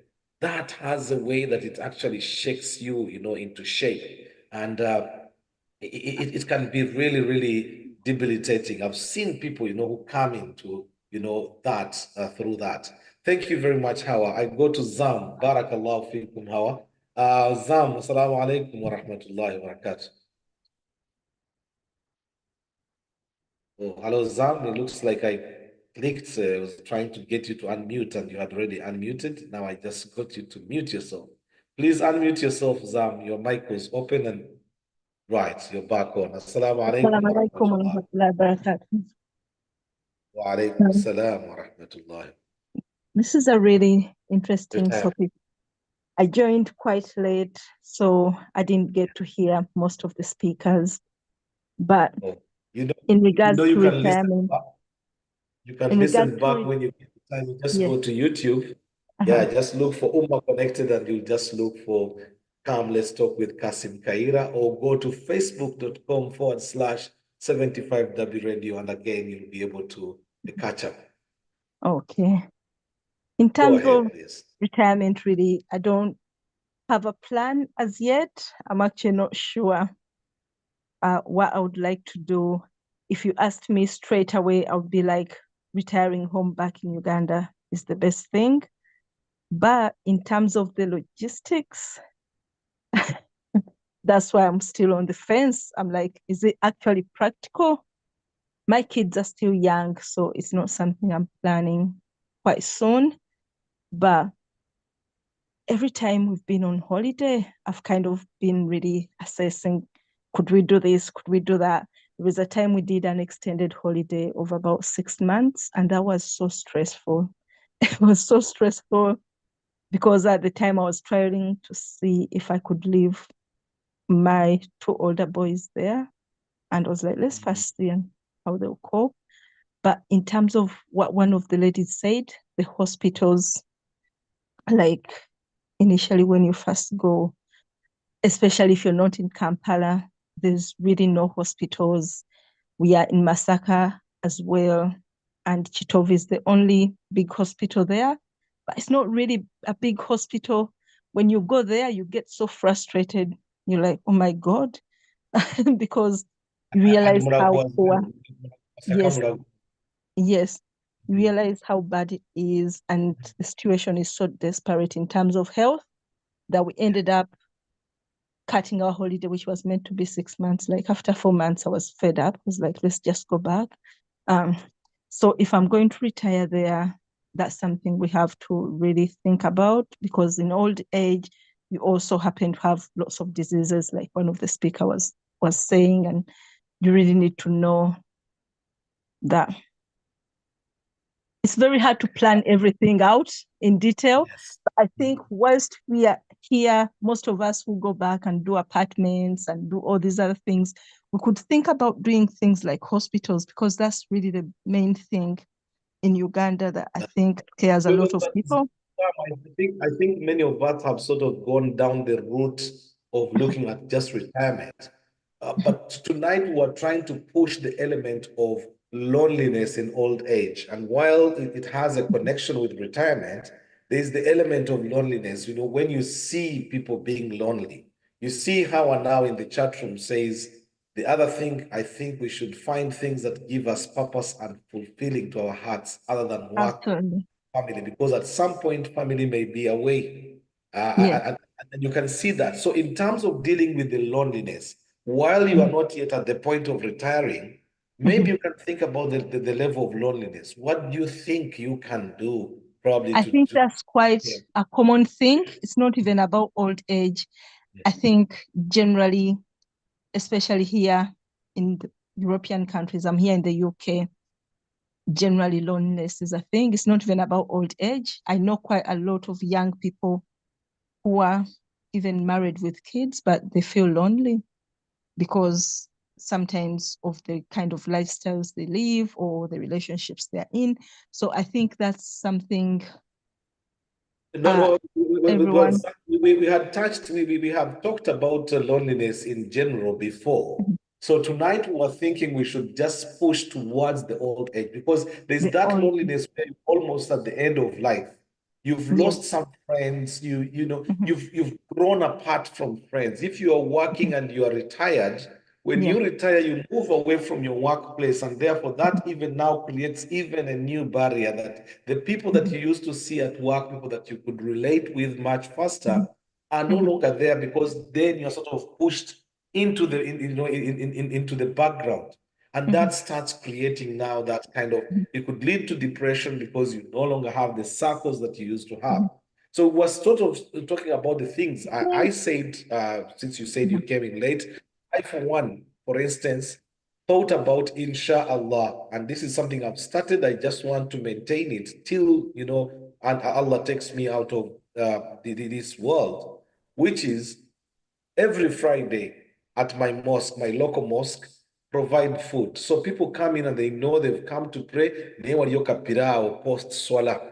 So that becomes a sort of something that will keep people happy. There is that sense of where is the senior? Where is the senior? That has a way that it re-energizes you, you know, as a person that has been lonely.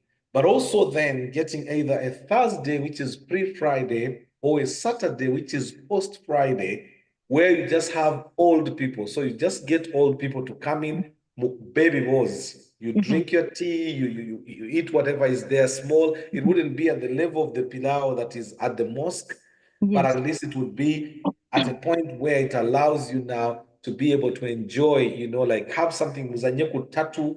There will be these things, but it's just specifically for the old people to deal with that kind of loneliness. So that by the time this person goes back home, whatever happens in the rest of the week, they can start looking forward to this one day in the week where it is exclusively for the old people. And I would wish to start it before I even get to the old age, although by African standards now I consider myself Mzee. But now, as you're saying that, that's something I was going to say, that we need to be more purposeful even before old age to get that daily routine and engage more like in community things like what you're saying there, that pilau on the Friday.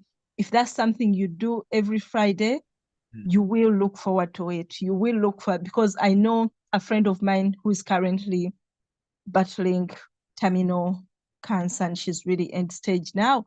But before she got there, she was always providing food at the mosque and sweets for the kids.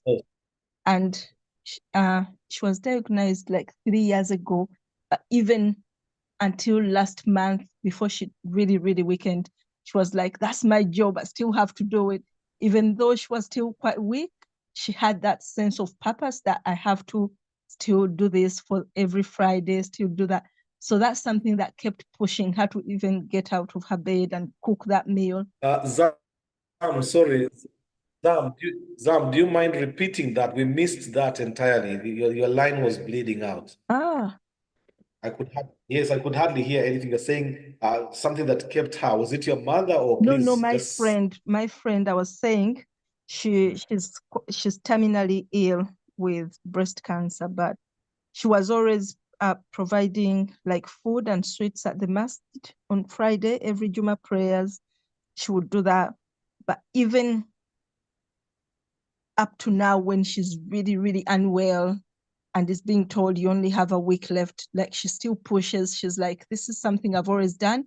So it's always been like a sense of purpose for her. And I feel like it's kept her going because in July, she was told you only have 1 week to live, but she was still pushing and forcing herself to cook and coming to the masjid. She's still here, well and alive. Well, she's not too well, but she's got that sense of purpose. So I think we shouldn't wait for old age or to wait for the loneliness to strike to then think of what should I do to come out of this.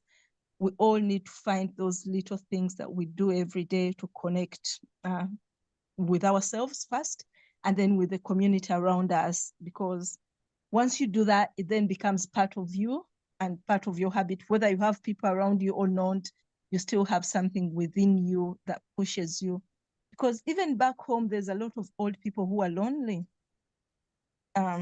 If they don't have anything that they are doing within their community, they usually end up alone at home and just sitting there in their sofas, dozing off and quite lonely. Whereas the ones who are always out in the community doing stuff tend to just age gracefully, and they're just the ones who know about everything, they're into everything. So I think we need to start quite young before you get to old age and start doing these things slowly. It might even be just inviting people in your home. I know people here in the UK are very guarded. They don't like people in their homes, but you need to give something to get. You just sometimes need to do that. And so maybe every Friday I might invite a few Muslims, like a few of my friends, and we just catch up generally. It might not be every Friday, maybe once in a month, and then you just rotate it around your own circle and say, every Friday, let's do this, let the men do this, let the women do this, just to have those kind of things to keep us going. Oh, no, that would be fantastic. Thank you very, very much, Zab. Barakallahu fikum. We are just about 11 minutes to the end of the show. Aida, I wanted to come to you again because this is how I in the chat room saying, let's give back to the community the skills and capacity that Allah has blessed us with. Assalamu alaikum wa rahmatullahi wa barakatuh. Alaikum salam wa rahmatullahi. How are you? Alhamdulillah, I'm fine. I mean, you sound like Imani Ekutta, or why is that fearing old age loneliness? Now,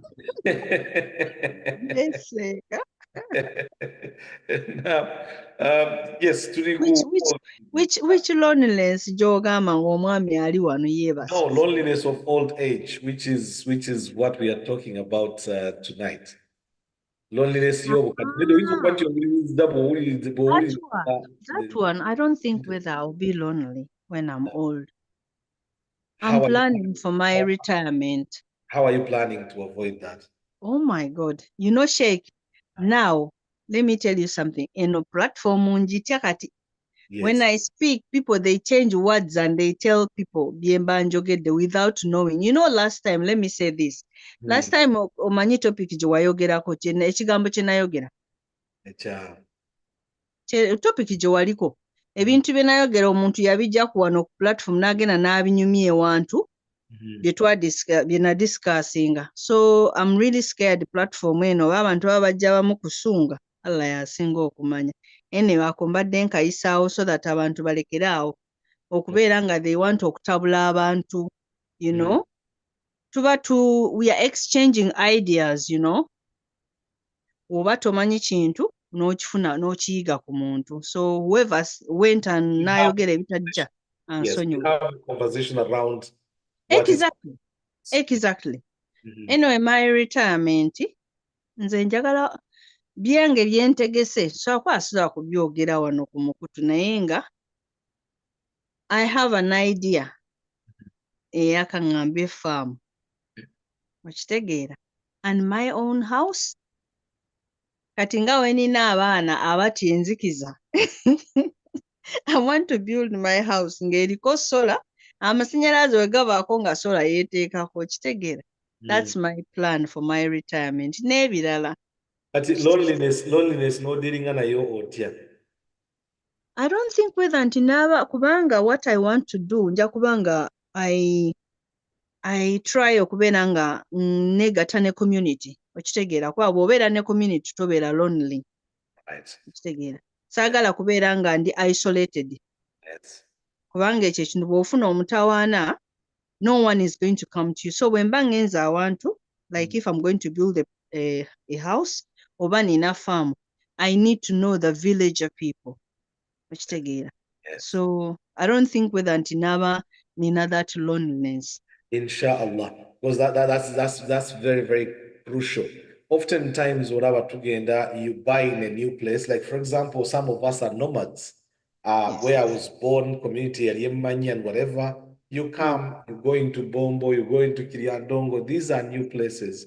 Unless you've managed, as you say, to start establishing friendships with people, building up networks and getting to know people, then you can have people that you can fall back onto. Problem is some of us come, you build in a rich neighborhood, fence, you put barbed wire with electric fence, cameras on there, you just come, drive and enter your house. You go out, Capital Shoppers, whatever, quality supermarkets, do your shopping, go swimming, you just bring back your tired body into the area. Nobody knows. You get to a point where now you need almost to be on your feet, walking around the local area, and you don't even know anyone. There are communities in countries like Rwanda, by something they call Umuganda. Umuganda is Burunji Bwansi, which is compulsory. So one Saturday every month, everybody, regardless of whether you are a minister or whatever, when you live in an area where Nemorokambuma's parkings and nobody is allowed to use their cars or to drive around until midday. So from 8 o'clock to midday, people wake up, you come and you clear your drainages, you get to Ruvera, people get to sort of mix in that process. In Awe Mumara, at midday, you all gather at, a central place where LC chairman will come and, sort of say a word. But oftentimes there are volunteers who now organize drinks, soda or mineral water. So that already sort of allows people to have a sense of community, and it does not have any age limit. So people find something that keep them busy. In Rwanda as well, and I think in Uganda, I've just seen bits of it, but it's not as effective. Women started a project where they would buy food, they cook food from their homes, and then they go and visit hospitals. Older women, it's not even like the young now would join in, but you go to hospital and you'll be shocked by the number of people who are admitted in hospitals without any care, any support, any person visiting them. Just as in prisons, they are in prisons, a person who goes 5 years, 6 years, they are in prison, they have never been visited by anyone. The trauma that goes with that. Let's take it to hospital. Inside hospital, people are admitted, or sometimes hospital food is really bad. Cabbages that they have just thrown into water, thrown some salt onto the water, boiled and just brought, and it's tasteless, regardless of whether someone just needs to be kept alive. But the fact that if something is sweet, maybe might even, aid the process of kuona. Now, these Muslim women put themselves together, and their group was called Shaki Juru. Shaki Juru simply means looking for Jannah, searching for paradise. These women, Muslim women, put themselves together. They started with a group, I think, of about 8. They became 10, they became 20. And the more the numbers with their children in the diaspora and so on sending monies, they started, putting together, cooking food, and they would just go every Sunday to the hospital. And so even if someone didn't eat for an entire week, they were looking forward to this particular Sunday where food would be brought. Very nice food, kasusa, kanyama, kachere. Someone gets to eat something that is really from the heart. These were people that were cooking, from their heart, looking for Allah's thawab. Things like those, there was a woman who was the leader of this, Mama Brahim. I don't know if she's still alive. may Allah subhanahu wa ta'ala bless their efforts. Started this, and she was a much older woman. She's probably in her late 60s, going into 70s. But they would just, like cook everything, put on a pickup, safely and then they put on a pickup, drive to the hospital. The hospital authorities had given them permission. They would come and now start doing the packs, and they would go into hospital. Made a huge difference to some of these people. They would make alongside the food some soup. Whatever, and they are struggling. That made a huge difference. And these are some of the things that you can actually partake in.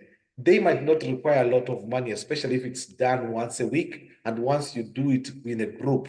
Now with the internet facilities, with social media, you can actually manage now to make connections. I don't see how, deep in the village, with all the people that I know in UK, if I threw up something that came on UMC, yes, I'm tired, I'm old, and I'm in the village, but if I threw something and said we are going to feed people, for example, in prison or in hospital, and people would not partake in that, I think people are looking for paradise and people might want to participate in something like that.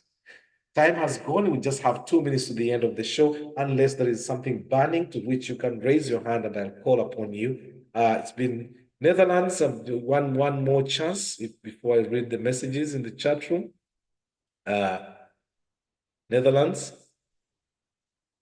UMC Netherlands, are you there? UMC Netherlands. Okay.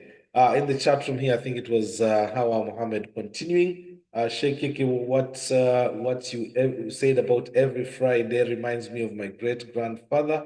I didn't get a chance to see him, but my mom told me a story that he used to prepare a meal every Friday, and he enjoyed seeing kids fighting for the meat.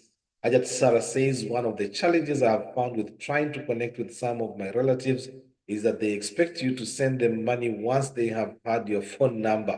Yes, story of our lives. Since I shared my number, I constantly get phone calls and texts telling me of their difficulties that require money, which I find to be disturbing and frustrating. So how do we connect without paying for those connections? Good question. Well, maybe don't give the number in the first instance, give the wrong number, but at least communicate if you can. Well, if you're going to live there, you will definitely need to be able to have some few people with your number and still be able to connect. But people are so poor.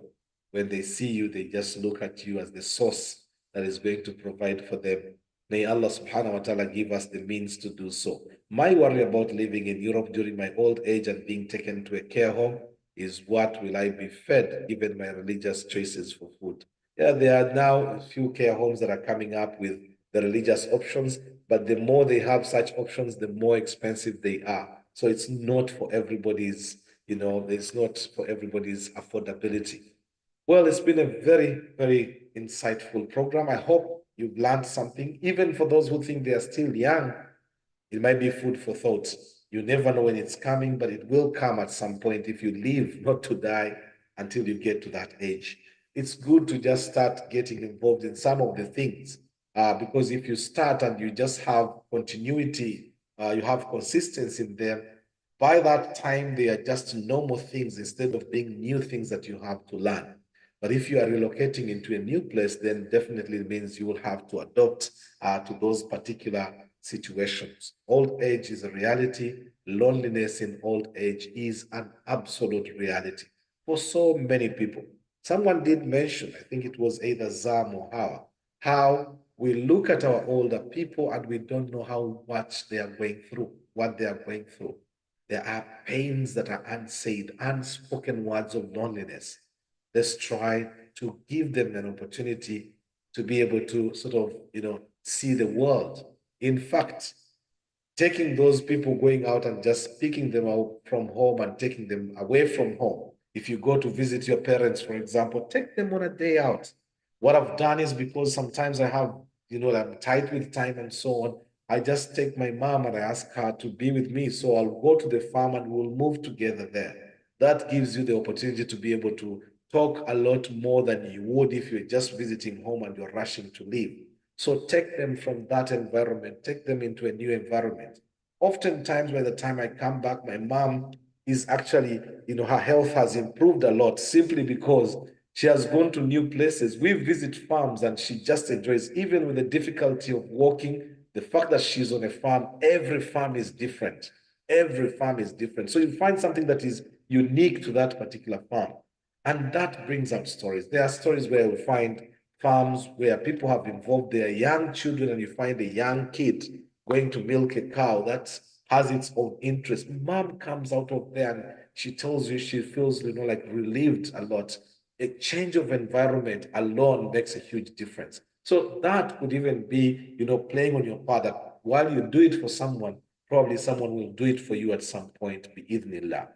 Thank you very much for being part of the conversation. Hope to see you next week again, inshallah, with another interesting topic. Remember, you can suggest topics that we should talk about. Let's not wait until Tuesday. If you have an idea flagging in your head, please drop it so that we can start researching it early. And we are ready for next Tuesday, inshallah, to have that conversation. I thank you for your time. I definitely know you would have a lot of other things to do, but you chose to be with us. If you missed anything in any of these programs, remember you can just go to youtube.com / you just look for Ummah Connected and just look for Come Let's Talk with Kassim Kayira. Go to facebook.com, www.75wradio.com or facebook.com / 75wradio. One word, just look for Come Let's Talk with Kassim Kayira. 33 minutes past 10 o'clock. We can only say good night. See you next week, inshallah. Salam.